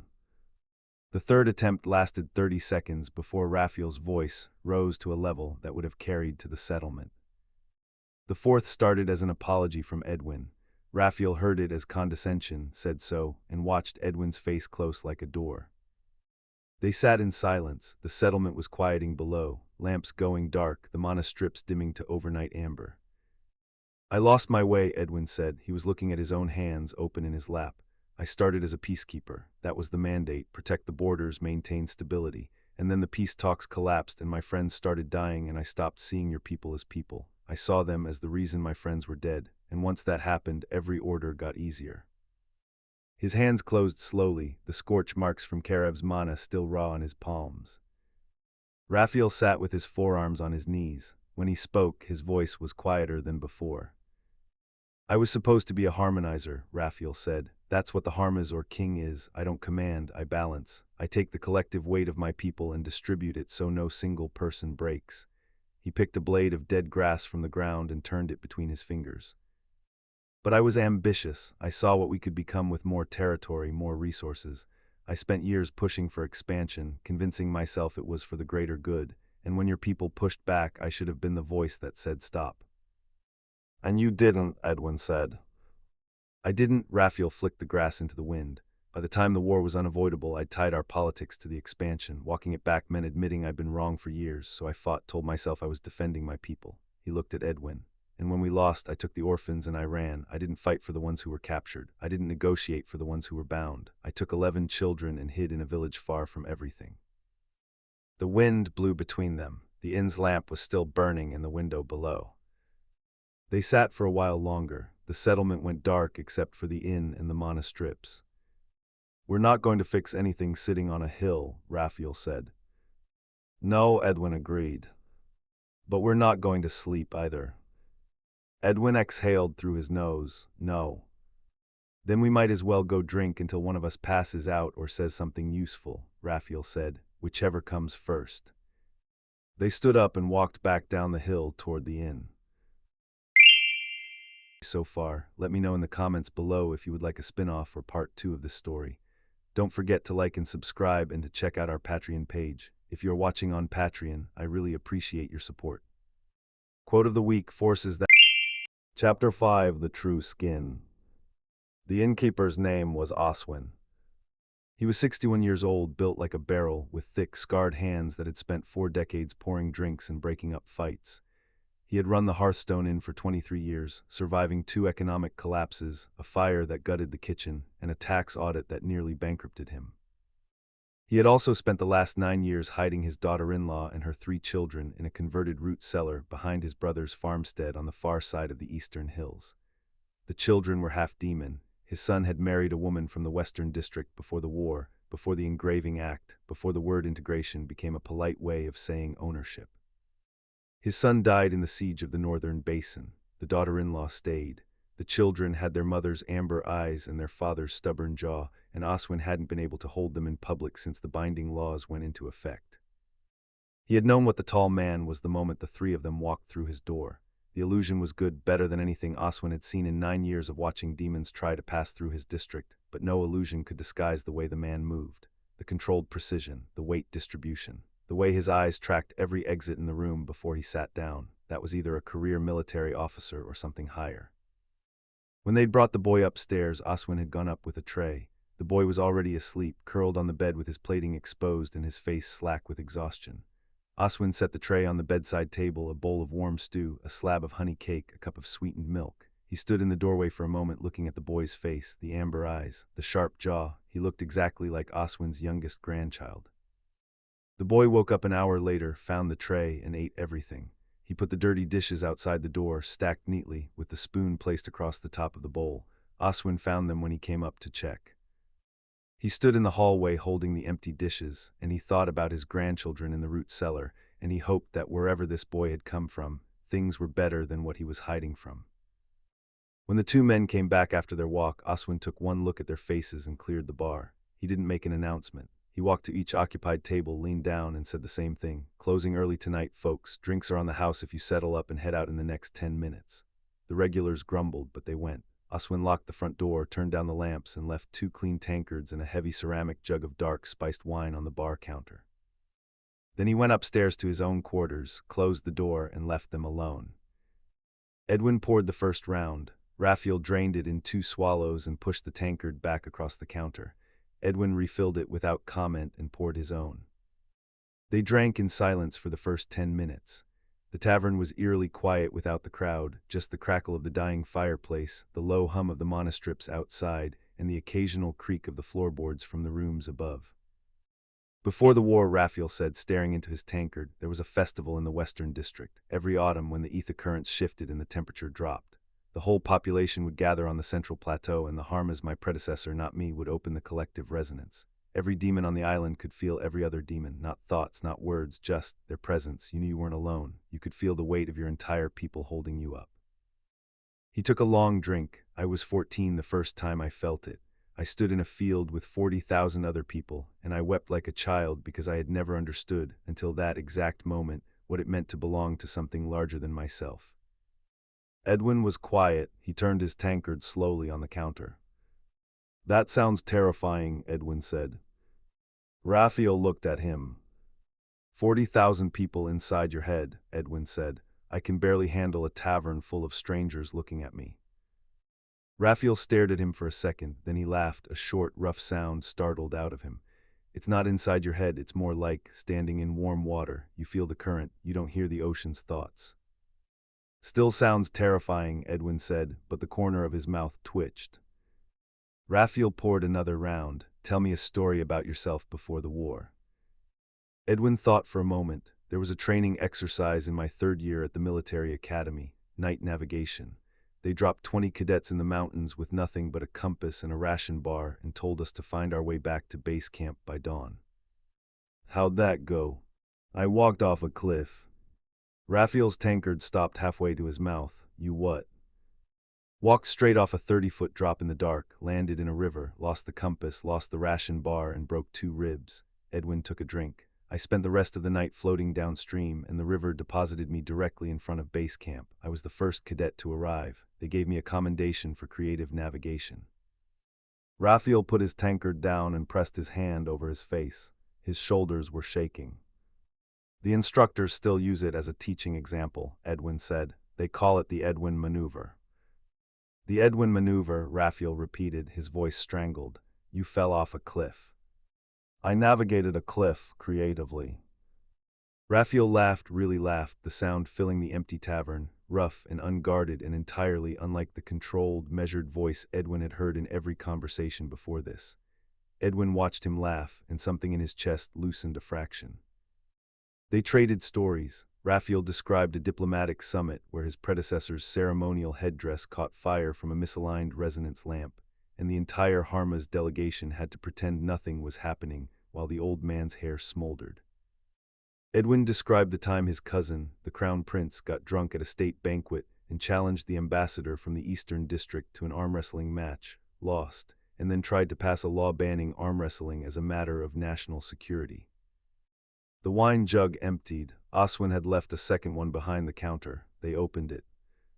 The laughter came easier now. The stories got longer, more detailed, more honest. They were filling the room with voices that had nothing to do with war or guilt or the weight of the choices that had brought them to a cleared-out tavern at the edge of the world. Then the laughter faded and the quiet came back, and the wine did what wine always does when 2 people have been carrying too much for too long. I keep thinking about the boy, Edwin said. He was leaning forward on his forearms, his tankard between his hands. The way he fought, the raw output. I've trained under war mages with twice his experience who couldn't crack a standard field ward, and he put 3 fractures in mine before I could adjust the reinforcement. Raphael swirled the wine in his cup. He has no one to learn from. I can teach him basic channeling, control exercises, but I was a harmonizer, not a combat instructor. Everything he knows, he figured out by himself. That's what scares me, Edwin said quietly. That much power with no structure, no discipline, no one to show him how to shape it. He looked at Raphael. He reminds me of the cadets I used to train, the ones with too much ability and not enough guidance, the ones who burn out or blow up because nobody taught them how to hold the fire without getting consumed by it. He's not your cadet, Raphael said, but his voice lacked heat. Edwin nodded. He looked at his hands, turning them over on the counter. The scorch marks from Karev's mana were still raw, blistered, red, the skin tight and shiny where the heat had seared the tissue. I was supposed to be a peacemaker, Edwin said. His voice had dropped. The wine had stripped the armor off, layer by layer, and what was underneath was quieter and more broken than anything Raphael had heard in the alley. That was the whole point. My mother used to say I was born for it, that I had the temperament, the patience, the capacity to see both sides. She died thinking I was going to be the one who ended the cycle. He pressed his thumb into the raw skin of his palm. She died before the northern basin, before I stopped trying. His eyes were wet. He didn't wipe them. I became the thing she was afraid of, Edwin said, a man who convinced himself that violence was the fastest path to the peace he was too impatient to build, and by the time I realized what I'd become, it was too late. The accord was signed, the act was written, and the only thing I could think to do was to run. Raphael was still. He looked at the man sitting across from him, the war hero, the prince, the architect of integration, and he saw a boy who had lost his mother and spent a decade trying to earn a dead woman's approval by doing the one thing she'd begged him not to do. If we're talking about failure, Raphael said, his voice rough, then I need to tell you what I actually did. Edwin looked at him. When the armistice came, I had 3,000 people under my direct protection in the Imperial Palace. 3,000 military, civilian families. The binding teams were already moving through the districts. I could see what was coming. Raphael set his tankard down. His hands were flat on the counter. I had the power to resist. The Harmaz reservoir was still strong enough to shield a population that size. I could have organized a mass evacuation. I could have negotiated. I could have fought. But instead, I took 11 children, Raphael said. 11 out of 3,000. I took the orphans from my palace, the kids of the people who served me, the ones who had nobody left, and I ran. I walked out of my own capital while 3,000 people waited for their king to save them, and I hid in a village. He picked up the tankard and drained it. I told myself it was about protecting the children, and it was, but it was also about fear. I was terrified. I looked at the binding teams, and I knew that if they caught me, if they engraved a Harmaz, the collective bond would give them access to every demon on the island. So I ran. I saved 11, and I abandoned 3,000. The fire had burned down to a dull orange glow. The tavern started getting cold. Do you think there's any coming back from this? Edwin said. From what we've done, either of us, is there a version of this where we get to? He stopped. He didn't know how to finish. I don't know, Raphael said. The silence stretched. The monostrips outside pulsed in their dim overnight cycle. The floorboards ticked. Behind the counter, a ceramic jug slid across the polished wood and stopped against Raphael's elbow. They both looked up. Oswin was standing at the far end of the bar. He had come downstairs without either of them hearing. He set a second jug beside the first, nodded once, and walked back upstairs without a word. Raphael looked at the jug. He looked at Edwin. Edwin reached over and pulled the cork. They kept drinking.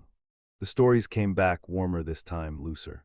Raphael was on his feet, gesturing broadly with his tankard, describing something that had happened during a diplomatic expedition to the southern reaches, a miscommunication involving a translation error, a borrowed boat, and a very angry colony of nesting seabirds.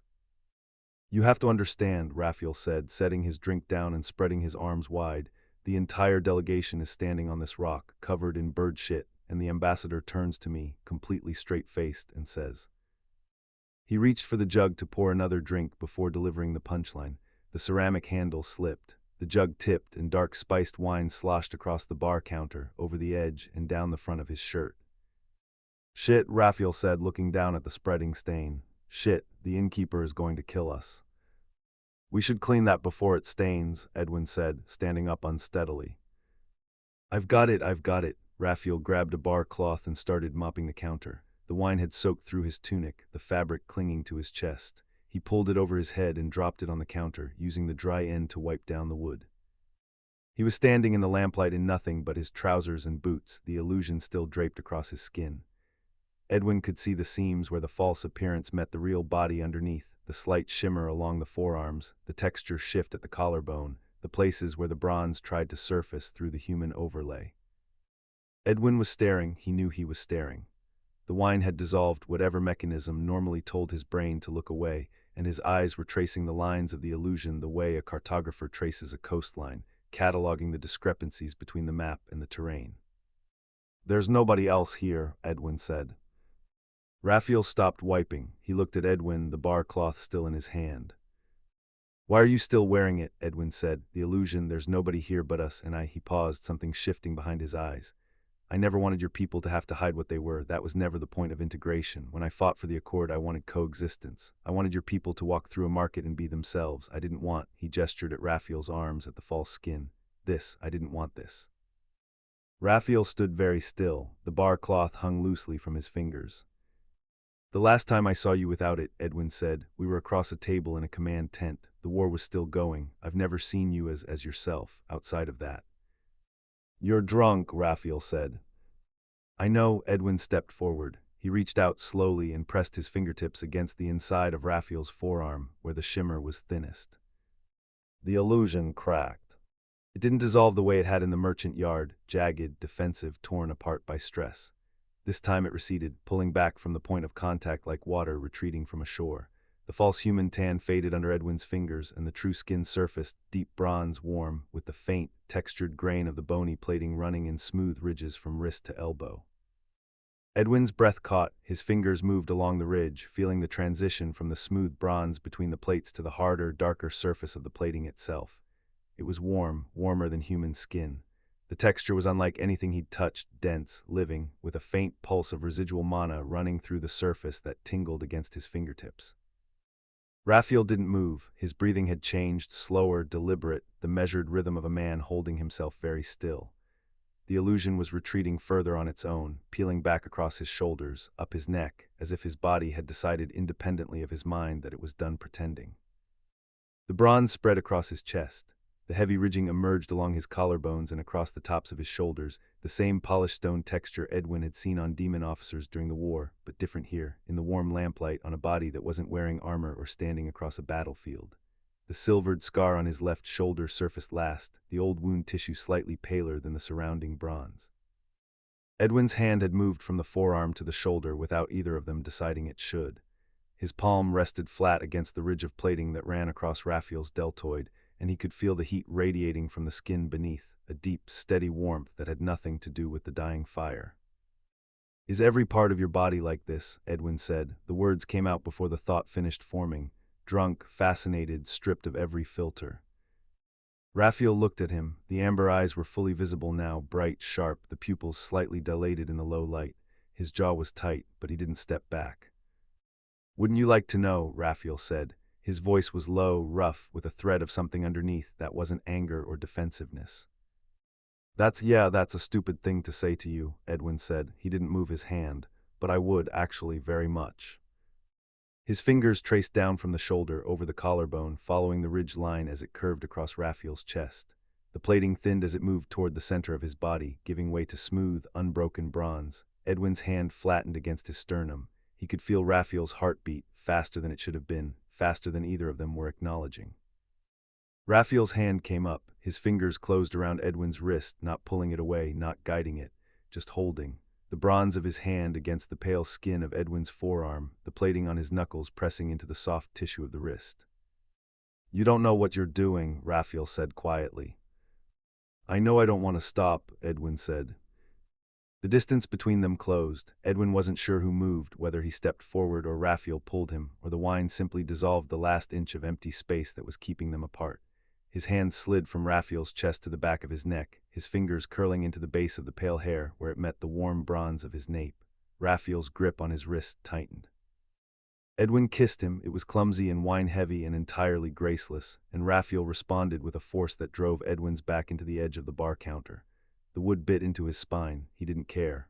Raphael's hands found his waist, the ridged plating of his fingers catching against the fabric of Edwin's tunic, gripping hard enough that the cloth pulled taut across his chest. Edwin's hands moved over the terrain of Raphael's back, the smooth bronze plains between the ridges, the raised lines of old scars, the hard edges of the plating across his shoulder blades.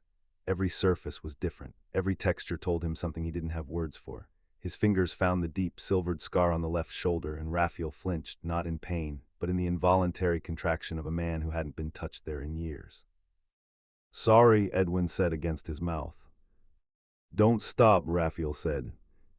They moved through the empty tavern without separating, colliding with a chair that scraped across the floor, knocking a tankard off a table. Edwin pulled at his own tunic, stripping it over his head and dropping it somewhere between the bar and the back corridor. The cold air hit his skin. Raphael's hands replaced it, broad, warm, the plating rough against Edwin's ribs as he pulled him closer. The inn's bathing room was at the end of the back corridor, a stone-walled chamber with a deep, iron-lined basin fed by a gravity tank on the roof. Raphael turned the heavy brass valve. The water came down hot, geothermally heated, the steam rising instantly in the cold air, filling the room with a thick, white haze that smelled of mineral salts and iron. They shed the rest of their clothes without ceremony. Edwin stepped into the basin first, the hot water hitting his legs and flooding upward, the heat so intense it burned for 3 seconds before his body adjusted. Raphael followed, the water rising to his waist, the steam curling around the bronze of his chest and shoulders. In the haze, the lamplight caught the plating along Raphael's arms and chest and turned it into something Edwin couldn't stop looking at. The water ran in streams down the ridged surfaces, pooling in the grooves between the plates, the bronze gleaming wet and dark. The last traces of the illusion were gone. This was fully, completely, unapologetically him, the Demon King standing in a cloud of steam with water running down his body and his amber eyes fixed on Edwin's face. Edwin reached for him. His hands found Raphael's hips beneath the water, pulling him forward until they were chest to chest. The contact shocking, the hard edges of the plating pressing against Edwin's bare skin, the heat of the water and the heat of Raphael's body indistinguishable. Edwin pressed his forehead against Raphael's collarbone, breathing in the steam and the faint metallic scent of warm bronze and the sharp, clean smell of the mineral water. Raphael's hands moved up Edwin's back, his palms flat, the plating on his fingers dragging gently against the skin. He mapped the human body the way Edwin had mapped his, slowly, deliberately, finding the places where muscle met bone, where the ribs expanded with each breath, where the spine curved inward at the small of the back. His thumb traced the line of Edwin's shoulder blade. Edwin shuddered. They held each other in the hot water, the steam rising around them, the silence broken only by their breathing and the steady drip of the gravity tank. The urgency of the tavern had burned away into something slower and more deliberate. They were learning from each other not just the surfaces, but the rhythms. How Raphael's breathing hitched when Edwin's mouth found the junction of his neck and shoulder. How Edwin's hands tightened involuntarily when Raphael's fingers pressed into the muscles along his spine. How they fit together in the water, the plating and the bare skin, the bronze and the pale, the impossible geometry of two bodies that were never designed to be this close, and were discovering, in the steam and the dark, that they fit anyway. Edwin kissed the ridge of plating that ran along Raphael's collarbone. He felt the vibration of Raphael's response, a low sound, not quite a word, that resonated through the chest beneath his lips. He kissed the hollow of Raphael's throat. The water shifted around them as Raphael pulled him closer, one hand at the back of Edwin's neck, the other gripping his hip beneath the surface, and the remaining distance between them disappeared entirely. The water went still, the steam thickened, the lamplight flickered once and held. They stayed in the basin until the water cooled. The room was dark. Karev was still on the bed, exactly where they'd left him, curled on his side with the blanket pulled to his chin. They didn't speak. Edwin pulled on his trousers and sat on the edge of the second cot. Raphael lowered himself onto the floor beside the bed, his back against the wall, his wet hair dripping onto his bare shoulders. The illusion didn't come back. In the dark, the faint amber glow of his eyes and the dull warmth radiating from his bronze skin were the only light in the room. Edwin lay down. The ceiling was invisible above him. His hands still felt warm, not from the water, but from the memory of the ridged plating and the smooth bronze and the pulse that had beaten beneath his palm. He heard Raphael's breathing even out against the wall. He heard Karev shift in his sleep, the blanket rustling. He closed his eyes, and for the first time in weeks, he slept through the night. Chapter 6: The Morning Accord. Karev woke up to the smell of alcohol and something else he couldn't identify. The room was bright. Pale morning light was cutting through the shutters in sharp, horizontal bars that striped the floorboards. His body ached in a deep, hollow way that he recognized as reservoir depletion, the burned-out feeling that came after channeling too much mana too fast, like a muscle that had been worked past failure. He sat up slowly. His plating felt brittle. His head throbbed. The two men were on opposite sides of the room. Edwin was sitting on the edge of the second cot, pulling his boots on. He was dressed, but his hair was damp and he was moving with the exaggerated care of someone managing a vicious hangover.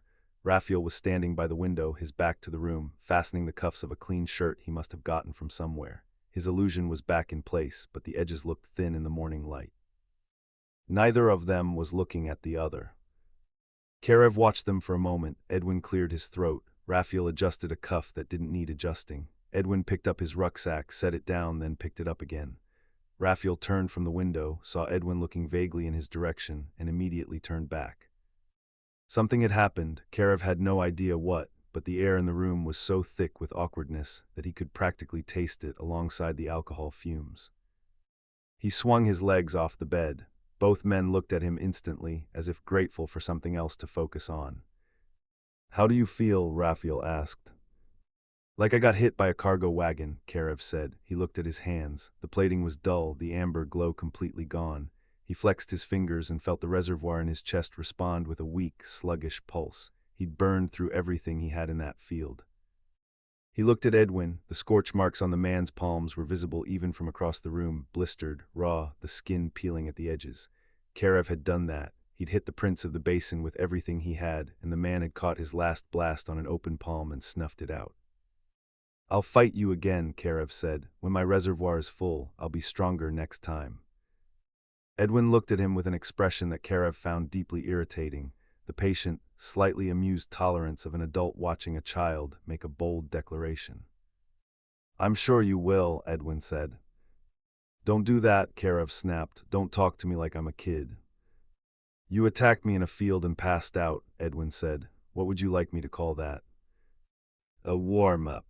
Raphael made a sound that might have been a cough. Karev shot him a look. The man he'd spent 6 years watching patrol the village perimeter with the grim intensity of a condemned soldier was standing by the window with what looked suspiciously like the ghost of a smile. "Why aren't you angry?" Karev asked. Raphael's expression shifted. "At who?" "At him." Karev jerked his chin toward Edwin. "He's the reason we're hiding. He's the reason the village exists. He's the reason everyone is." He stopped, his chest tightening. "I thought you'd want to kill him. I thought that's why you've been walking the perimeter every night for 6 years, waiting for someone like him to find us so you could finish it." Raphael looked at Edwin. Edwin looked at the floor. "Things are more complicated than that," Raphael said. "That's what adults say when they don't want to explain something," Karev said. "That's what adults say when the explanation would take longer than your attention span," Raphael said. "Get dressed, we're going downstairs." The tavern was empty except for Oswin, who was setting out the breakfast service on the long table nearest the hearth. He had laid 3 places with heavy stoneware plates, a basket of warm bread, a clay pot of butter, a platter of fried eggs and cured sausage, and a tall ceramic pitcher of cold water.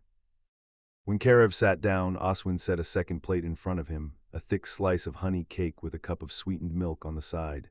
Karev looked at the cake, then at Oswin. "You brought me food last night," Karev said, "the stew and the cake." "You looked like you needed it," Oswin said. "Thank you," Karev said. He said it quietly, without the sharp edges he used for everything else. He picked up the cake and ate it in 3 bites, then drank the milk, then reached for the bread and the eggs. Edwin and Raphael sat down on either side of him. They ate in silence for several minutes, the only sounds the clink of stoneware and the crackle of the hearth fire. Oswin moved behind the bar, polishing glasses and pretending not to listen. Edwin set his fork down. He looked at Karev across the table. "I want to train you," Edwin said. Karev's hand stopped halfway to the bread basket. "Your reservoir capacity is extraordinary," Edwin said. "The raw output you put through those blasts would be competitive with trained war mages twice your age, but your technique is non-existent." Karev stared at him. "You want to train me?" "I want to teach you how to use what you have without burning yourself out or blowing yourself apart," Edwin said. "Reservoir management, compression, defensive wards, combat shaping, the things you'd learn in a first-year military academy if you had access to one." "After what you did to my people," Karev said, his voice was flat, "you want to train me like I'm supposed to be grateful, like I should sit at your feet and learn tricks from the man who conquered us." "It's not about gratitude." "It would be a betrayal," Karev said. He looked at Raphael. Tell him that taking anything from him is a betrayal of everything we lost." Raphael set his cup down.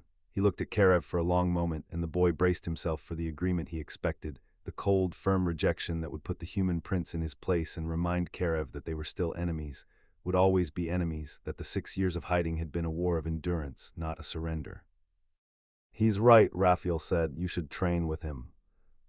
Karev's face went blank, then it went red. "What?" "Your magic is going to get you killed," Raphael said. "You fought him yesterday and you burned through your entire reservoir in under 3 minutes. If that had been an Imperial patrol instead of a man who was deliberately holding back, you'd be dead or engraved." He leaned forward. "I can't teach you combat technique. I was never trained for it. Edwin can." "He's the enemy." "He's the only person within 100 miles who has the knowledge and the willingness to make you dangerous instead of reckless," Raphael said. "And I would rather you learn to fight from a man I don't trust than watch you throw yourself at the next Imperial checkpoint and die because you didn't know how to shape a ward." Karev looked between them, his jaw working. He shoved his chair back from the table. "I'm not agreeing to anything." He grabbed the last piece of bread from the basket and walked to the far end of the tavern, dropping into a chair near the door with his back to them. Raphael watched him go. He picked up his cup and drank. "He'll come around," Edwin said. "Don't push him," Raphael said. "He needs to decide it's his idea." Edwin nodded. He looked at his empty plate, then at Raphael. The awkwardness from the morning had thinned during the meal, replaced by something that neither of them had a name for yet. It sat between them like an object on the table, present, visible, untouched. Before any of that, Raphael said, I need to stop hiding. Edwin looked at him. 6 years, Raphael said. I ran, I buried myself in a village, and I told myself I was protecting the children. And I was, but I was also protecting myself from having to face what happened to everyone I left behind. He pressed his thumb against the edge of the table. There are other sanctuaries, other villages like Thornfeld, unregistered demons scattered across the outer districts, people who slipped through the binding system, people who have been hiding and waiting for someone to reach out. I can feel them through the reservoir, faint but there. How many? Edwin asked. I don't know, hundreds, maybe more. I've been suppressing the connection for 6 years because any outreach risks detection. But if I open the channel, even partially, I can start mapping the network, find out who's where, what condition they're in, what they need. Edwin was quiet for a moment, then he said, and I need to go back. Raphael raised an eyebrow. To the system, Edwin said, not to walk away from it this time, to use it. He pulled a piece of paper from his rucksack, a page he'd torn from the inn's guest ledger, covered in his own cramped handwriting. The engraving act has a structural weakness. The provincial binding authority is required to process dissolution petitions within a statutory period. That's the law I helped write, but the petitions aren't being processed, they're being routed through review committees that never convene. The backlog isn't accidental, it's engineered. He set the paper on the table. If I can compel an audit of the PBA's petition records, and as a member of the imperial bloodline, I have the legal standing to do that, the obstruction becomes visible. It stops being a bureaucratic slowdown and starts being a documented violation of the law the council passed under my name. Raphael looked at the paper. You want to use their own law against them. I want to use the law I wrote for the purpose I wrote it, Edwin said, and I want to start here, this district, the PBA office in this settlement. One audit, one set of records, one documented case of a petition that should have been processed and wasn't. That's one person, Raphael said, out of thousands. One person with a legal precedent, Edwin said. One case that proves the system is violating its own rules. That's not a rescue, that's a crack in the foundation. Raphael tapped his finger against the table. He looked at the paper, then at Edwin, then at the far end of the tavern where Karev was sitting with his back to them, eating bread and pretending not to listen. We need to send word to Thornfeld first, Raphael said. Breda needs to know I found him, and the village needs supplies. The south wall won't survive another month. I can arrange a supply shipment through the district market, Edwin said.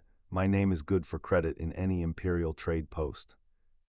Your name is also going to draw attention the moment you start using it for anything other than buying ale. I know, Edwin said, that's the point. The only way to fight the system is from inside it, and the only way to get inside it is to stop hiding.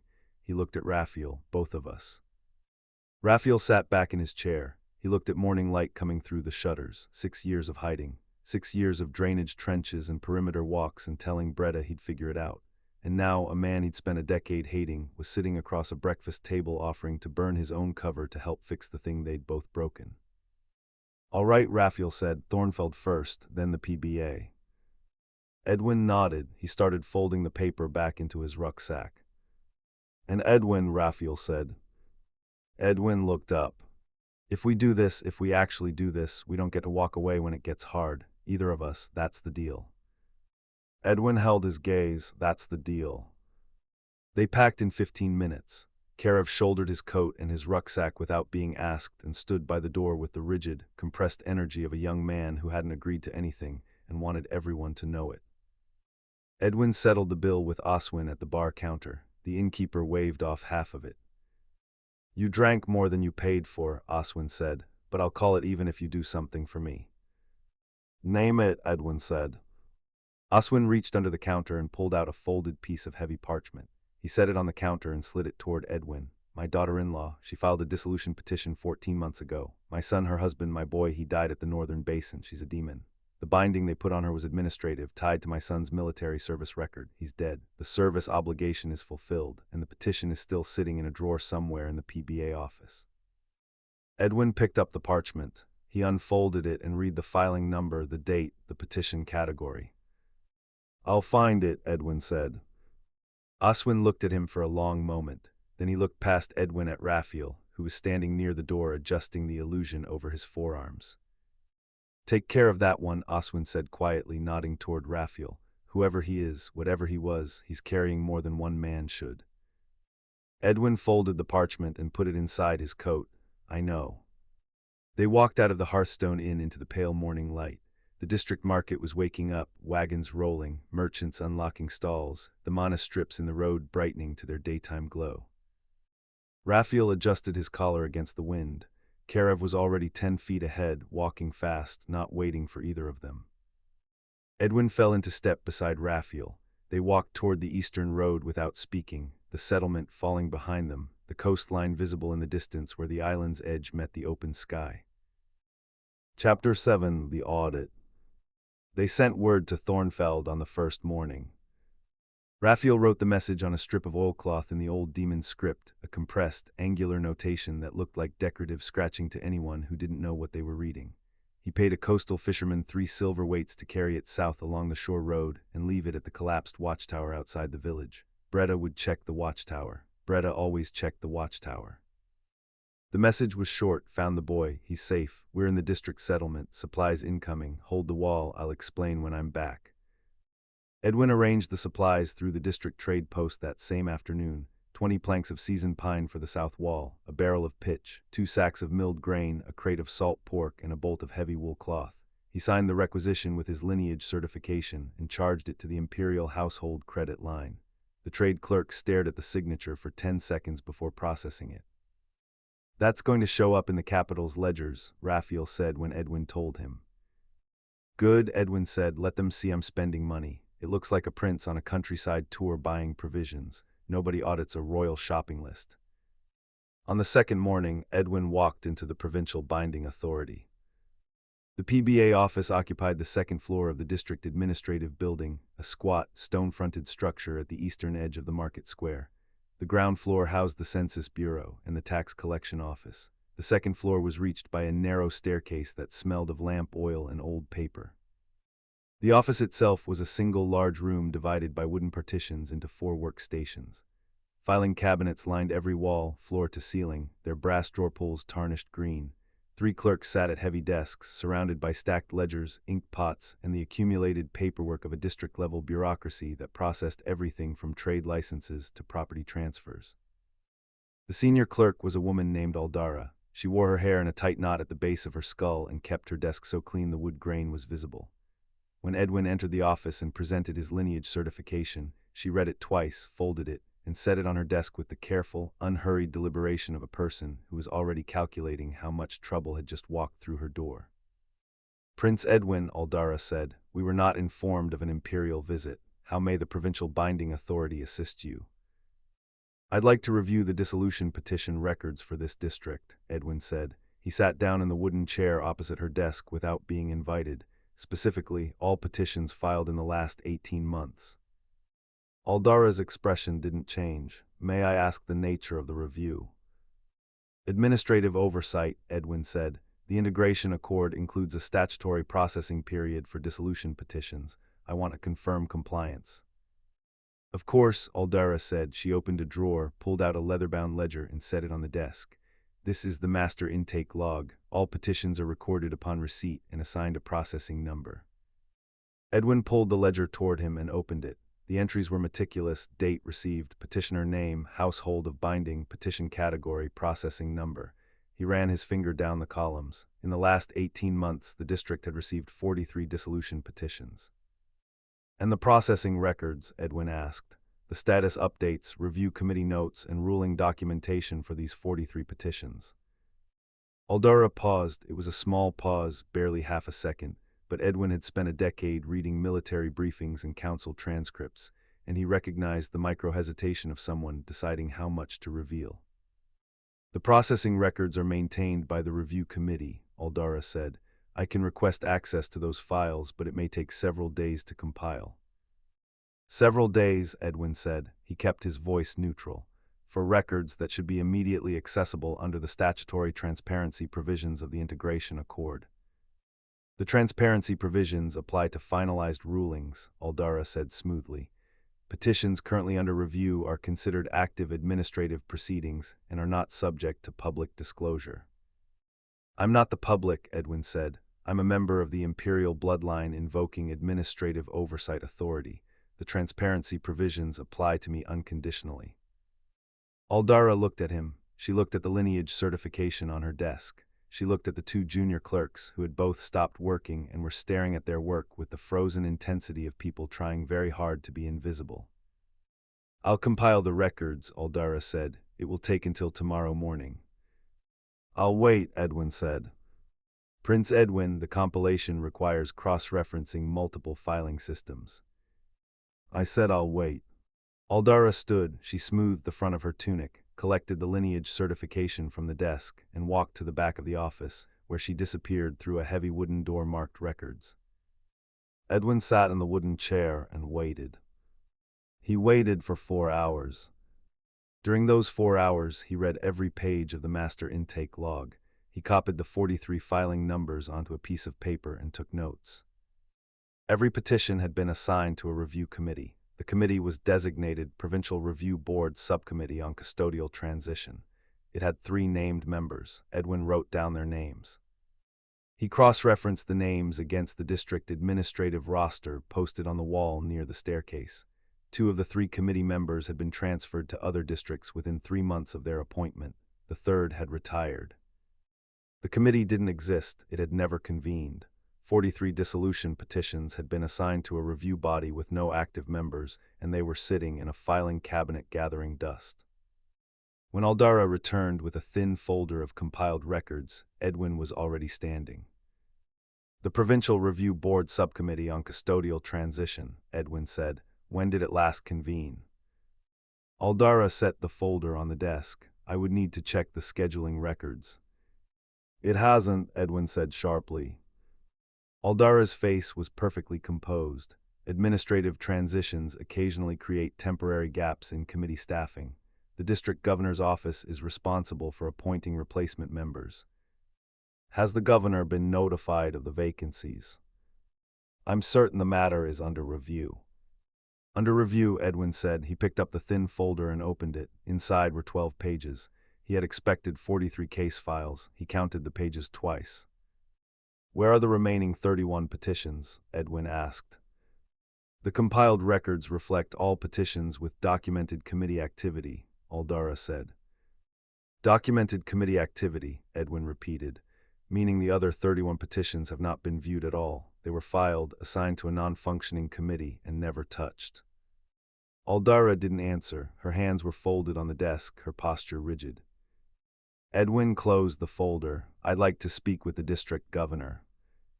Governor Estrada received Edwin in his office on the 3rd floor, a wood-paneled room with tall windows overlooking the market square. A porcelain tea service sat on the sideboard. The governor was a compact man in his 50s with silver-streaked hair and the permanently pleasant expression of a career administrator who had survived 4 changes in imperial policy by never once saying anything that could be quoted against him. Prince Edwin, Estrada said, gesturing to an upholstered chair, I understand you've been reviewing our administrative procedures. I applaud your dedication to oversight. Tea. No, thank you, Edwin said. He sat down and set the folder on the governor's desk. 43 dissolution petitions filed in 18 months, 0 processed. The review committee has no active members. I'd like to know why. Estrada picked up the folder and opened it with the unhurried care of a man who already knew what was inside. Administrative continuity is always a challenge in the outer districts. We've experienced significant staffing transitions since the integration framework was implemented. I assure you, the appointment of replacement committee members is a priority for my office. It's been 18 months, Edwin said. These processes take time, my lord. The selection of qualified review committee members requires careful vetting to ensure impartiality and... Governor, Edwin said, I drafted the statutory processing timeline for dissolution petitions. I know what the law says. It says 90 days, not 18 months. Estrada set the folder down. His pleasant expression didn't waver, but something shifted behind his eyes, a quick, lateral calculation. Prince Edwin, I share your concern for procedural compliance, and I want to be transparent with you about the challenges we face in this district. The Engraving Act has created a complex web of custodial obligations between households and sustainers. Premature dissolution of these arrangements risks significant economic disruption to the host families.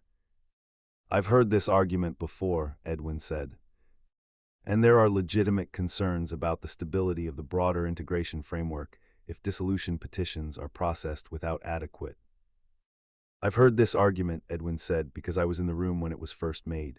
Chancellor Godhelm used the exact same language at the council table when the act was drafted. Economic disruption, framework stability, adequate review. He leaned forward. It was a stalling mechanism then, and it's a stalling mechanism now. The only difference is that Godhelm was honest enough to say it to my face. Estrada's pleasant mask held. I appreciate your candor, my lord. I would suggest that the most productive path forward would be to convene a joint review session between my office and the PBA to establish a timeline for. I'm not here to establish a timeline, Edwin said. I'm here to compel processing of a specific petition. He pulled Oswin's parchment from his coat and set it on the desk. Filing number 714. Dissolution petition filed 14 months ago by a widow whose husband died at the Northern Basin. The binding was tied to his military service record. The service obligation is fulfilled. The petitioner meets every criterion for immediate dissolution under the statute I helped write. Estrada looked at the parchment. He looked at Edwin. Process it, Edwin said, today. My lord, I cannot unilaterally process a petition that falls under committee jurisdiction.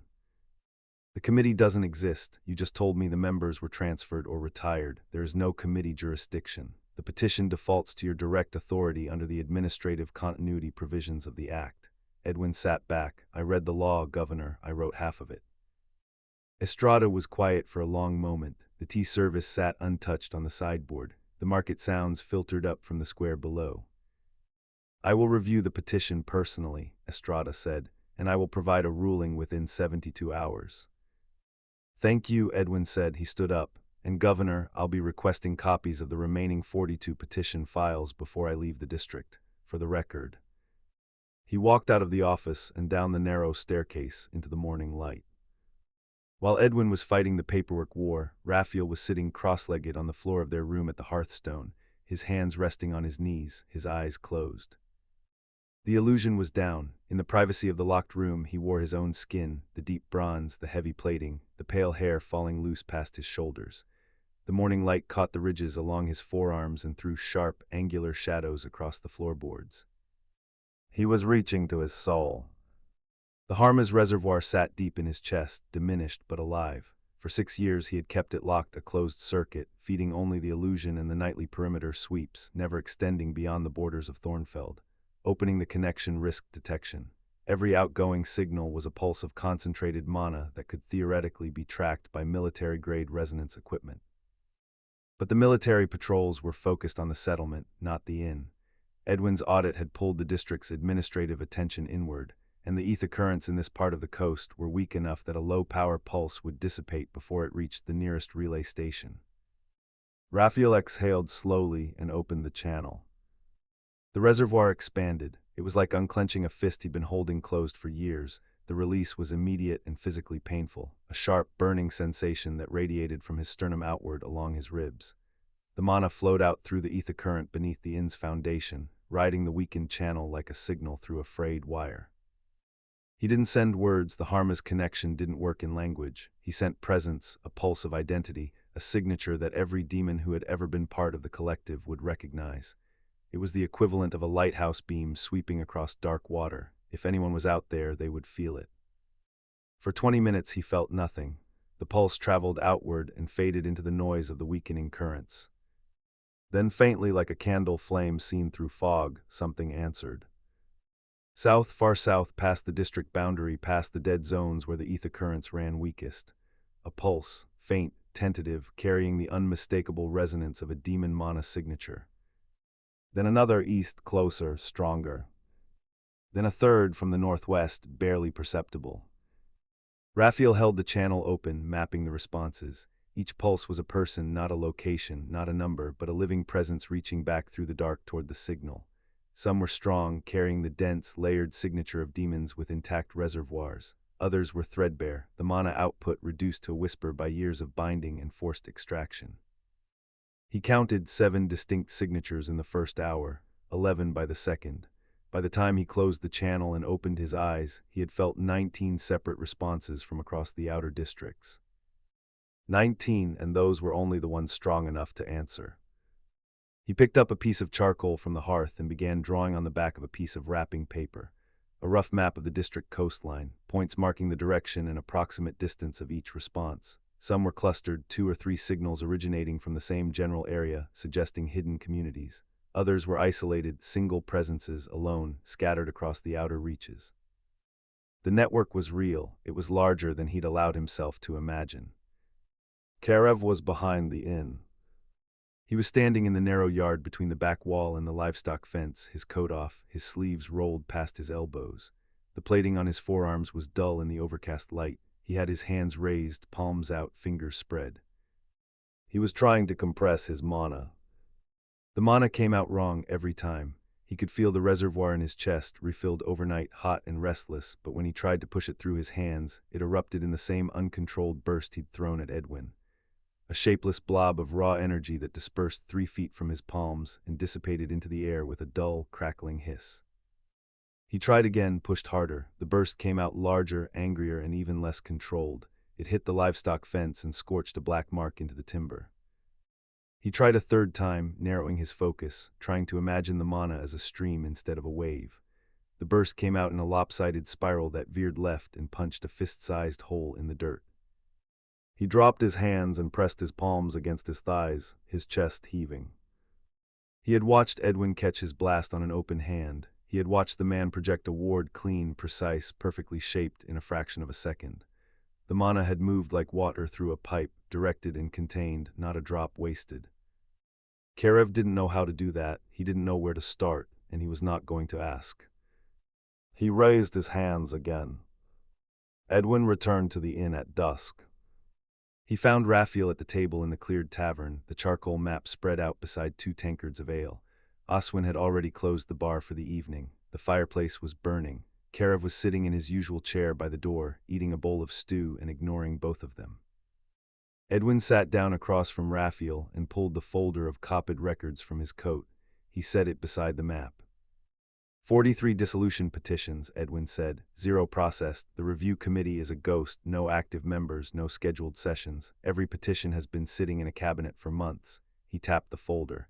The governor agreed to personally review 1 case within 72 hours, Oswin's daughter-in-law. Raphael looked at the folder. Then he turned the charcoal map toward Edwin. 19 responses, Raphael said. In a single afternoon, some clustered, some isolated. The strongest signal came from the south, past the dead zones, somewhere in the coastal barrens. There's a community there, maybe more than one. Edwin studied the map, 19 points marked across the outer districts, scattered along the coastline and into the interior. Some of the clusters were close enough to the district boundary that a census patrol could stumble onto them. This is bigger than 1 district, Edwin said. This is bigger than anything I expected, Raphael said, and these are only the ones strong enough to answer. The ones who are bound, the ones whose reservoirs are being drained by the engraving, they wouldn't have the capacity to respond even if they felt the signal. Edwin sat back. We need to move faster before the capital gets alerted, Edwin said. We need to move smarter, Raphael said. The moment the capital responds, the window closes. They bent over the map and the records, working by firelight, drawing lines between the petition data and the sanctuary locations, looking for the pattern that would tell them where to push next. At the far end of the tavern, Karev finished his stew. He set the bowl on the table, stood up, and walked past them toward the staircase without a word. He paused at the bottom of the stairs. He didn't turn around. I singed the livestock fence, he said. I'll work to fix it. He went upstairs. Raphael looked at Edwin. Edwin looked at the staircase. Neither of them said anything. They went back to the map. So far, let me know in the comments below if you would like a spin-off or part 2 of this story. Don't forget to like and subscribe and to check out our Patreon page. If you're watching on Patreon, I really appreciate your support. Quote of the week forces that. Chapter 8, The Precedent. The 72 hours passed slowly. On the first day, Edwin sat in the Hearthstone's cleared tavern and built his legal argument on the backs of wrapping paper, cargo manifests, and a guest ledger page he'd appropriated from behind the bar. The Integration Accord's statutory framework was dense, layered with subclauses and jurisdictional provisions that had been designed by men like Godhelm to appear comprehensive, while containing enough ambiguity to paralyze enforcement. Edwin had helped draft half of it. He knew where the joints were weak. The case for Oswin's daughter-in-law was clean: husband deceased, military service obligation fulfilled, binding tied to a service record that no longer existed. Under the statute, dissolution was automatic upon confirmation of the service member's death. The fact that it hadn't been processed in 14 months was indefensible. But Edwin knew the governor wouldn't make it easy. Estrada would process the petition. He had no legal ground to refuse once Edwin had invoked oversight authority, but he would narrow the ruling. Unique circumstances, exceptional case, not applicable as precedent, the bureaucratic equivalent of opening a door 1 inch and welding it shut behind you. On the second day, Raphael opened the Harmas channel again. The responses had grown, 23 signatures now, some of them strengthening as the scattered demons realized the signal was sustained, not a single flare. 2 of the clusters in the south had resolved into distinct communities, one with at least a dozen presences, the other smaller but carrying the dense, layered signature of demons with significant reservoir capacity.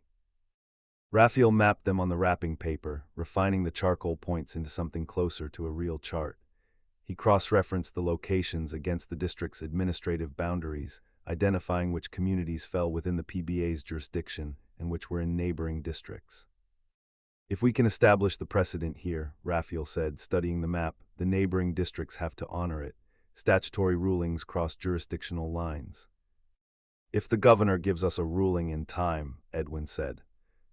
On the third day, Karev singed the livestock fence again. He had been in the yard every morning since the first attempt, working before dawn while the settlement was quiet. The scorch marks on the fence multiplied, a constellation of black spots and charred splinters that Oswin examined each evening with the resigned patience of a man who had decided not to comment. The blasts were different now, smaller, still uncontrolled, still shapeless, but the dispersal radius had tightened. Instead of erupting in a formless cloud 3 feet from his palms, the mana was traveling 6-7 feet before breaking apart. He was holding it together longer. He didn't know why. On the third morning, he was standing in the yard with his hands raised when he heard the back door open. Edwin walked to the water pump at the edge of the yard, filled a tin cup, and drank. He leaned against the pump housing, watching Karev over the rim. Karev ignored him. He pushed another blast. It traveled 8 feet, wobbled, and dispersed in a crackling shower of amber sparks. "Your thumbs," Edwin said. Karev's hands dropped. "What?" "Your thumbs are locked against your palms. You're channeling through your fingers and blocking the flow at the base of your hand. Open your grip, thumbs out, parallel to the ground." Karev stared at him. Edwin took another drink from the cup and walked back inside. Karev stood in the yard for a full minute. Then he raised his hands, adjusted his thumbs, and pushed. The blast traveled 15 feet and punched a clean, fist-sized hole through the livestock fence. He looked at his hands, he looked at the hole, he looked at the back door of the inn. He didn't say anything. He adjusted his thumbs and tried again. The governor's ruling arrived by courier on the morning of the 4th day. Edwin read it at the bar counter while Oswin stood motionless on the other side, his hands flat on the wood, his face carefully blank. "Petition 714 is granted," Edwin read aloud, "dissolution effective immediately. The binding mark will be removed by a certified PBA administrator within 5 business days." Oswin exhaled. His hands didn't move from the counter, but his fingers spread slightly, pressing into the wood as if anchoring himself. "However," Edwin continued, "the ruling is classified as a special administrative action under the governor's direct authority, applicable only to cases involving deceased service members with confirmed termination of military obligation. This ruling does not establish general precedent for dissolution petitions outside the specified category." He set the parchment on the counter. "He boxed it in," Raphael said. He was sitting at the nearest table, his arms folded. "One case, one category, nobody else can use it." "He processed the petition because he had to," Edwin said, "and he made sure it dies in this room." Oswin picked up the parchment and read it himself. His eyes moved across the text slowly. When he finished, he folded it and pressed it flat against his chest. "My daughter-in-law is free," Oswin said. "She is," Edwin said. Oswin set the folded parchment on the counter. He looked at Edwin and said, "What do you need?" "I need the governor's ruling entered into the district judicial record as a standard dissolution under the statutory framework," Edwin said. not a special administrative action. If it's recorded as a standard ruling, it becomes citable precedent. Any petition that meets the same statutory criteria, fulfilled obligation, confirmed termination, can reference it. And the governor won't do that voluntarily, Raphael said. No, but the district court can override his classification if I file a formal objection and request a judicial review. Edwin looked at Oswin. Your daughter-in-law would need to be present. The court will want the petitioner on record. She'll be there, Oswin said. I'll bring her myself. The district court convened 4 days later in a converted assembly hall on the north side of the market square. The presiding magistrate was a woman named Aldara, the same senior clerk from the PBA office. Edwin had not expected this. In the outer districts, administrative and judicial functions were often handled by the same officials.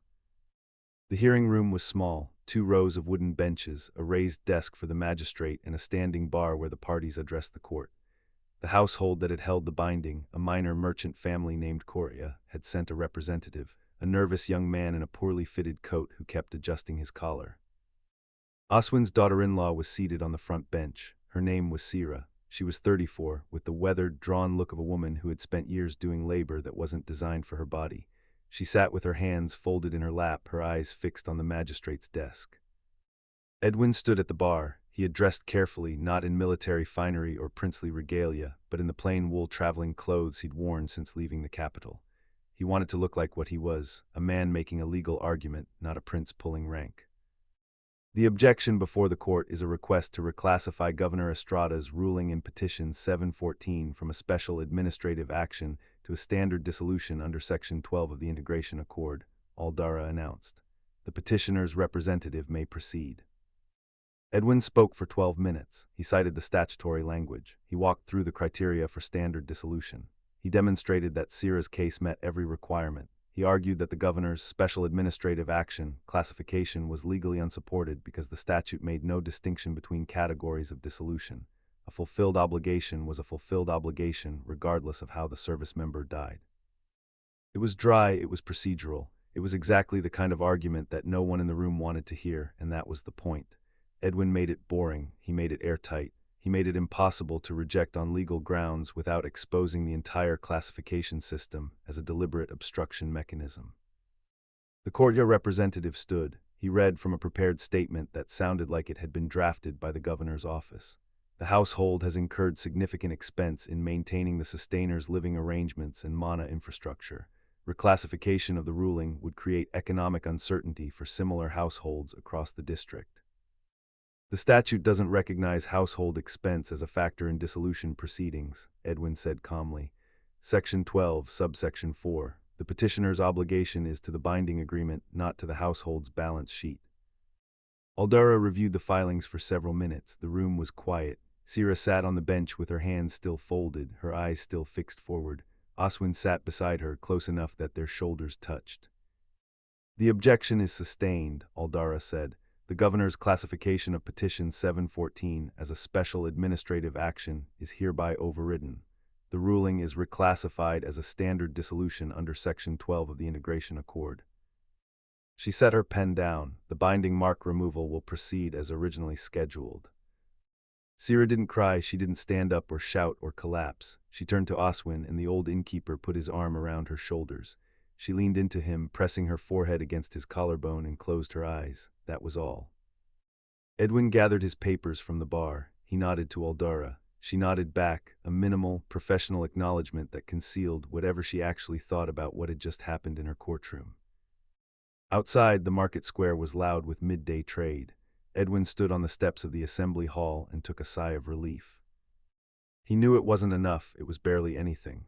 42 petitions still sat in that cabinet, and 19 hidden communities still huddled in the outer reaches, and the engraving act was still the law of the land. But it was on paper, and paper in the hands of a bureaucracy was either a weapon or a shield.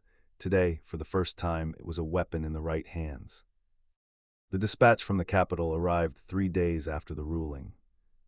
It was delivered by a military courier on horseback, not a census clerk, not a postal rider, but a uniformed soldier bearing the silver seal of the chancellor's office.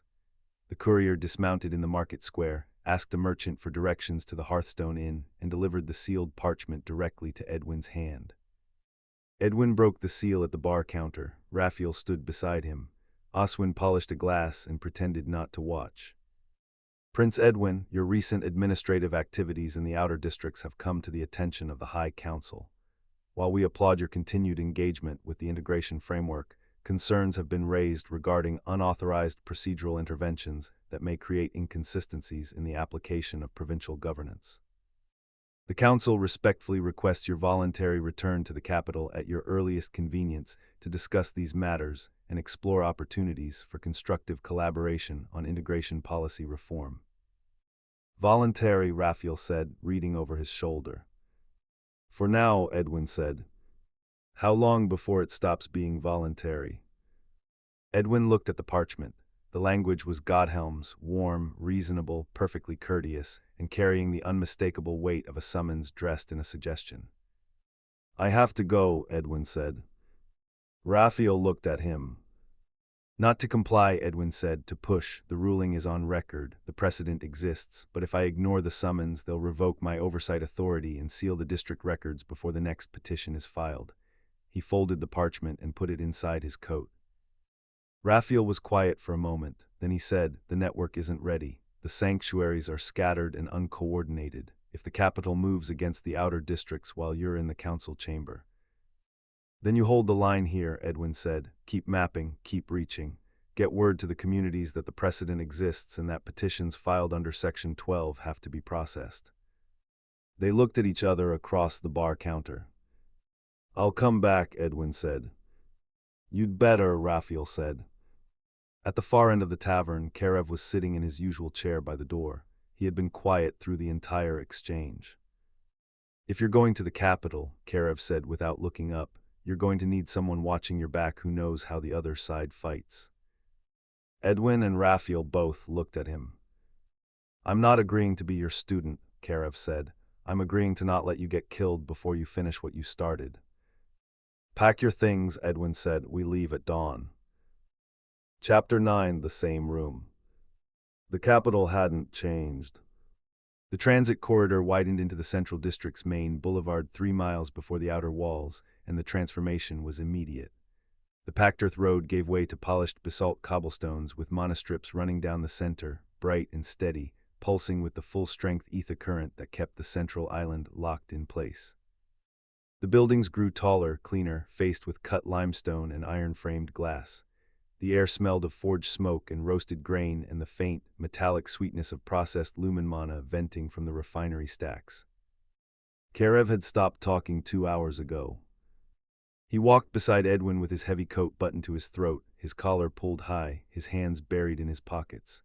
His eyes moved constantly, tracking the crowds, the buildings, the military patrols on horseback that passed every few minutes with polished armor and crimson administrative sashes. He had never been to a city. Thornfeld was 30 people in a collapsed watchtower. The district settlement was a market square and a handful of warehouses. This was something else entirely.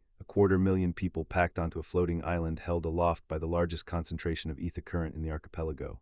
Every street humming with mana, every building heated from below, every lamp burning clean and bright. And the demons.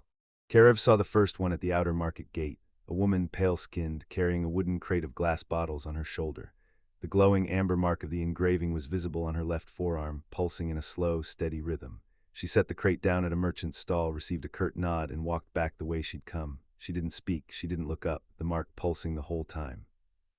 He saw the second one sweeping the entrance to Guild Hall, a man older with the heavy plating of a mature demon visible on his neck and jaw, no coat to hide it, no illusion. He wore the engraving mark openly, the amber glow bright against the dark bronze of his skin. A guild clerk walking past bumped his shoulder without slowing down. The man shifted aside and kept sweeping. By the time they reached the inner district, Karev had counted 14, working, carrying, cleaning, serving, every one of them marked, every one of them moving with the careful, reduced presence of people who had learned to take up less space. Stop staring, Edwin said quietly. They're everywhere, Karev said. His voice was tight. I know. They're just walking around with those marks on them and nobody. He stopped. His hands were out of his pockets now, balled into fists at his sides. The coat sleeves rode up slightly, and Edwin reached over and tugged them back down. Not here, Edwin said, not yet. He led Karev through the side streets to a modest inn in the administrative quarter, the kind of place that housed visiting clerks and minor officials, anonymous enough that a prince traveling with a young companion wouldn't draw immediate attention. He paid for 2 rooms, gave Karev the key to the inner one, and told him to stay inside. "Don't open the door for anyone except me," Edwin said. "Don't leave the room. Don't answer questions through the door. I'll bring food up." "You're locking me in a box," Karev said. "I'm keeping you alive," Edwin said. "There's a difference, I've been told." Karev looked at him, something in the words, the echo of a conversation he hadn't been part of, landed oddly. He took the key and went inside. The council chamber was exactly the same. The polished oak table, the brass fixtures, the tall, arched windows letting in the late afternoon light, the porcelain tea service, Eastport, hand-painted gold leaf border, the clerk in the corner with the leather-bound ledger and the quiet pen. Godhelm was seated at the head of the table, Lord Herwin to his right, Minister Aldwyn, Senator Alfric, Lord Kinewolf, all in their usual chairs, all wearing the same composed, professional expressions they'd worn the day Edwin had thrown his badge on the table and walked out. "Prince Edwin," Godhelm said, rising. He extended both hands in the traditional greeting, palms open, fingers spread. "Welcome home. We've missed your voice at this table." Edwin didn't take the greeting. He sat down in his old chair, the one at the far end, facing Godhelm. He set his rucksack on the floor beside him and folded his hands on the table. "Thank you for answering our request so promptly," Godhelm continued, resuming his seat. He adjusted his spectacles and opened a leather portfolio in front of him. "I understand you've been conducting administrative oversight in the outer districts. Commendable initiative. The council has been discussing ways to formalize your efforts." "Formalize," Edwin said. "We would like to propose the creation of a provincial integration review committee," Godhelm said, "chaired by yourself, with a mandate to examine dissolution petition processing across all districts and recommend procedural improvements." He slid a single sheet of parchment across the table. The committee would report directly to the council on a quarterly basis. Edwin picked up the parchment and read it. The language was clean, professional, and entirely hollow. The committee's mandate was to examine and recommend, not to enforce, not to compel, not to process. It could study the problem for years and produce volumes of findings that the council would receive, acknowledge, and file. "This is the same mechanism you used to stall the dissolution petitions," Edwin said. He set the parchment back on the table. "A committee with no enforcement authority that reports to the body responsible for the obstruction." "The committee would have full access to provincial records," Herwin said, pouring himself tea, "and the authority to summon PBA officials for testimony." "Summon them to do what?" Edwin said. "Explain why they assign petitions to committees that don't exist. I already have that answer. I spent 4 hours in a PBA office getting it." Godhelm removed his spectacles. He folded them and set them beside his inkwell, the same gesture, the same deliberate pace, the same controlled patience he'd used the day Edwin resigned. "Prince Edwin," Godhelm said, "the council is offering you a seat at this table, a formal role in shaping integration policy. And considerably less agency than enforcing the law I helped write," Edwin said. He reached into his rucksack and pulled out the folder of copied records from the district PBA. He set it on the table. Then he pulled out a second folder, thicker, bound with twine, containing the charcoal maps of the sanctuary network that Raphael had drawn, recopied in Edwin's handwriting onto clean parchment. 43 dissolution petitions in one district, Edwin said. 0 processed in 18 months, a review committee with no active members, a governor who classified a legitimate ruling as a special case to prevent precedent. He opened the second folder. 19 confirmed communities of unregistered demons in the outer reaches of that same district. People who slipped through the binding system because the system wasn't designed to help them, it was designed to hold them captive. He looked at each face around the table. Godhelm, Herwin, Aldwyn, Alfric, Kinewolf. "I'm not presenting this to you," Edwin said. "I already know what you'll do with it. You'll form a committee and study it until the information is obsolete." He collected the folders and put them back in his rucksack. "I'm presenting this to the provincial lords and the merchant guilds tomorrow morning at the Trade Council Assembly." Herwin set his teacup down. The Trade Council Assembly is a commercial forum. It has no jurisdictional authority over integration policy. "It doesn't need jurisdictional authority," Edwin said. "It needs to know that the PBA backlog is costing the provincial economy. Every bound demon whose dissolution petition is sitting in a drawer is a laborer who can't move, can't relocate, can't respond to market demand. The binding system isn't just inhumane, it's inefficient. The merchant guilds will understand that argument faster than this council ever will. The room was quiet, the clerk's pen had stopped. Godhelm looked at Edwin for a long time. His expression hadn't changed, but something behind it had recalculated. Prince Edwin, Godhelm said, taking integration data to a commercial forum without council authorization could be interpreted as an act of administrative insubordination. Then interpret it that way, Edwin said. I'll be at the trade hall at 9. He stood up, picked up his rucksack, and walked toward the doors. His boots struck the marble with the same metronomic rhythm they had the last time he'd left this room. But this time he stopped at the door. He turned around. Chancellor, Edwin said, the last time I sat in that chair, I told you the engraving act was describing ownership. You told me the legally accurate term was custodial stewardship. He looked at the clean, polished table where his badge had once sat. I spent weeks in the outer districts.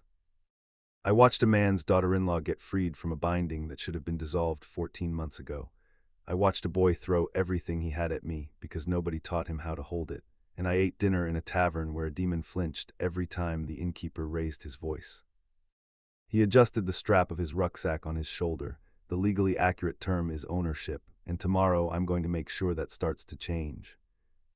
The Trade Council assembly filled the central hall of the Merchant Guild headquarters, a vaulted stone chamber with tiered seating for 300, built to host the quarterly trade negotiations that set commodity prices across the archipelago. Edwin arrived at 8. He spent an hour in the anteroom, speaking with provincial trade representatives and guild secretaries.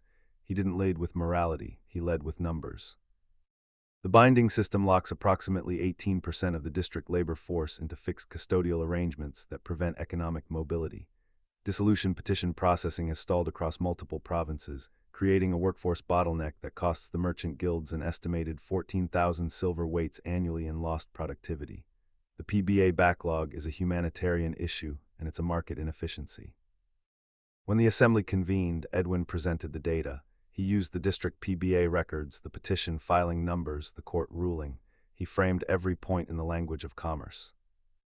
The questions came fast. How many districts were affected? What was the total petition backlog across the archipelago? What would accelerated processing cost versus the ongoing productivity losses? Edwin answered with numbers, citations, and statutory references. By midday, 3 guild masters had formally requested that the council provide a full accounting of PBA petition processing timelines across all districts. 2 provincial lords had sent runners to Godhelm's office asking for clarification on the committee proposal. And a merchant consortium from the Eastern District had begun drafting a petition of their own, not for dissolution, but for an economic impact assessment of the binding system. In the capital's administrative quarter, Karev sat on the floor of his locked room and pressed his palms flat against the heated floorboards. He could feel the mana running beneath the building, the ether current that powered the capital's infrastructure, the heating, the lights, the mana strips thrummed through the stone foundation like a heartbeat. It was stronger than anything he'd felt in Thornfeld. The sheer volume of concentrated energy made the reservoir in his chest ache. He raised his hands, thumbs out, parallel to the ground. He pushed. The mana came out shaped, not perfectly, the edges were ragged, the compression uneven, but it held its form for a full second before dispersing. A tight, cylindrical bolt that traveled across the room and struck the far wall with a sharp crack, leaving a coin-sized scorch mark on the plaster. He looked at his hands, he looked at the scorch mark. He thought about the woman at the market gate with the glowing mark on her arm. He thought about the man sweeping the guild hall entrance. He thought about the 14 demons he'd counted in a single walk through the city, every one of them marked, every one of them smaller than they should have been. He raised his hands again, thumbs out, he pushed harder. Raphael's message arrived at the inn by Coastal Courier on the 3rd night. Edwin read it by lamplight, sitting on the edge of his cot. The oilcloth was covered in the angular demon script, but Raphael had added a rough translation in common text beneath it. Network growing, 31 confirmed signatures, 2 new communities identified in the Southern Barrens. The district precedent is spreading, 4 petitions refiled in the neighboring province citing your Section 12 ruling. Governor Estrada has requested additional census patrols. The pressure is building. Below the translation, in Raphael's own hand. The innkeeper's grandchildren came out of the root cellar yesterday, first time in 9 years. Sira brought them to the market, Oswin cried. Don't get yourself killed in that council chamber. Edwin folded the oilcloth and held it in his hands for a long time. Then he packed his rucksack, checked his notes for tomorrow's follow-up session with the Guild Consortium, and went asleep with the message tucked inside his coat. Chapter 10: The New Foundation. Edwin and Karev left the capital. No military escort, just two men joining a merchant caravan heading east, their rucksacks on their shoulders, their hoods up against the morning rain. The caravan master charged them 8 copper weights and didn't ask questions. The difference was everything else. The first time Edwin had left, he was running away from his name, his bloodline, and the system he'd helped build, telling himself that refusal was a kind of courage. He had traveled east chasing the ghost of a dead comrade, looking for peace in the golden prairies of a province that didn't exist anymore. This time he was carrying a rucksack full of copied guild petitions, 3 formal requests for PBA disclosure from provincial trade representatives, and a folded piece of oilcloth covered in demon script that he'd read 6 times. He wasn't looking for peace. He was going back to work. Karev walked beside him without speaking for the first 2 hours. The boy had been quiet since they'd left the capital, not the hostile, compressed silence of the first days, but something more internal. He was processing. There were more than 14, Karev said, somewhere past the outer transit corridor. Edwin looked at him. The demons, Karev said, in the capital. I counted 14 on the walk-in, but that was one street, one district, the whole city. He stopped. How many are there? Across the archipelago, Edwin said, the last census estimate was around 12,000 registered bindings, but the census only counts the ones who are formally engraved, the ones in the outer districts, the ones who slipped through, the ones in communities like Thornfeld. Nobody counted them. Until now, Karev said. Until now, Edwin agreed. They walked in silence for another mile. The rain eased. The road curved south toward the coastal transit corridor, and the air began to carry the salt bite of open ocean. The shaped bolt, Karev said, in the room. I hit the wall clean, held compression for a full second. Good, Edwin said. I want to hold it longer. We'll work on it. Karev glanced at him. That's not me agreeing to anything. I know, Edwin said. They reached the district settlement on the 6th day. The Hearthstone Inn looked the same from the outside, but the yard behind the inn had changed. The livestock fence had been replaced entirely, fresh pine planking, the old scorched timber hauled away. A second water pump had been installed near the back wall, and the narrow yard had been expanded, the fence line pushed back by 10 feet, creating a flat, clear space that looked deliberately maintained. Raphael was waiting in the tavern. He was sitting at the bar counter in his true skin. The bronze was visible on his forearms where his sleeves were rolled back. The heavy plating across his shoulders caught the lamplight. His pale hair was tied back with the same leather cord, and his amber eyes tracked Edwin the moment he walked through the door. The tavern wasn't empty this time. 3 other people sat at the tables, 2 women and an older man, all of them with various skin radiance and angular features of the demon population. None of them were hiding. The engraving marks were absent from their arms, unregistered, free. Raphael stood up. Edwin stopped 3 feet away, the rucksack still on his shoulder. They looked at each other. The last time they'd been in this room together, they'd been drunk and raw and reaching for something neither of them had a name for. Now they were sober and still found themselves yearning for each other. You didn't get killed, Raphael said. Not for lack of trying, Edwin said. Raphael's mouth twitched. He reached out and gripped Edwin's forearm, the same gesture the tradesman in the tavern had used weeks ago, but different in every way that mattered. His bronze fingers closed around Edwin's wrist, the plating rough against the skin, and held for 3 seconds. Then he let go, picked up a tankard from the bar, and set it in front of Edwin. Sit down, Raphael said. We have work to do. The network had expanded while Edwin was gone. Raphael spread the updated map across the bar counter. The charcoal marks had multiplied, 38 confirmed signatures now, clustered in 7 distinct communities across the outer districts.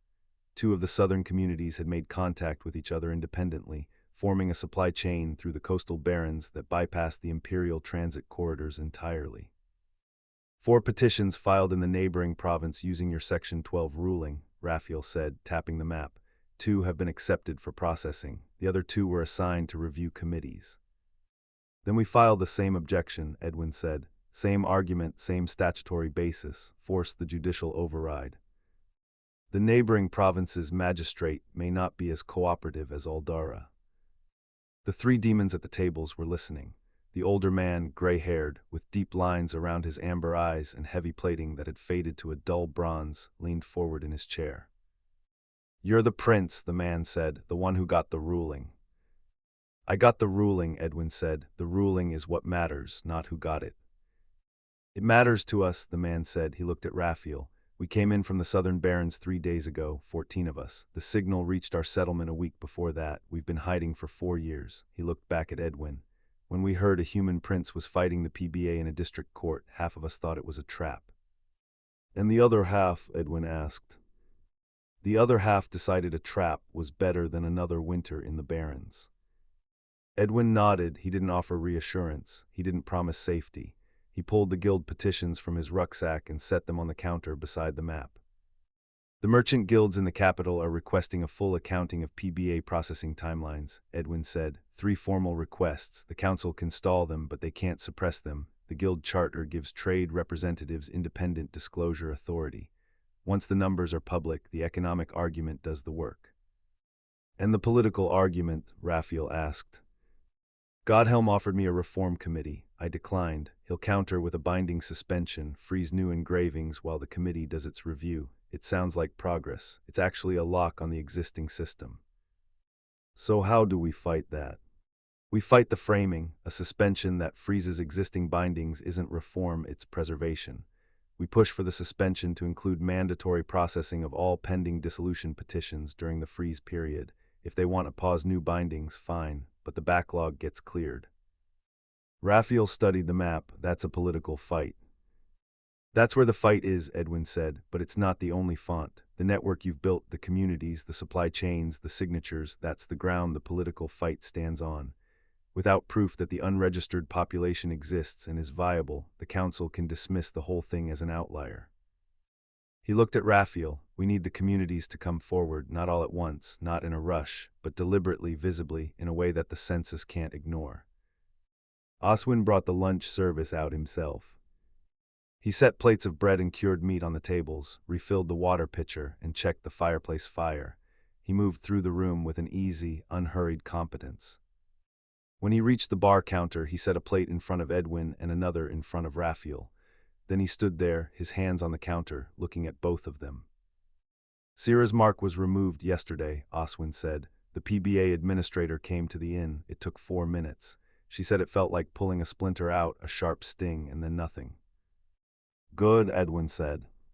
"My grandchildren are coming to dinner tonight," Oswin said. "Here, in this room, I'm setting a table for them by the window." He paused. "It's the first time they'll eat in a public building. They've been asking if they're allowed to sit at a real table." Nobody at the counter spoke.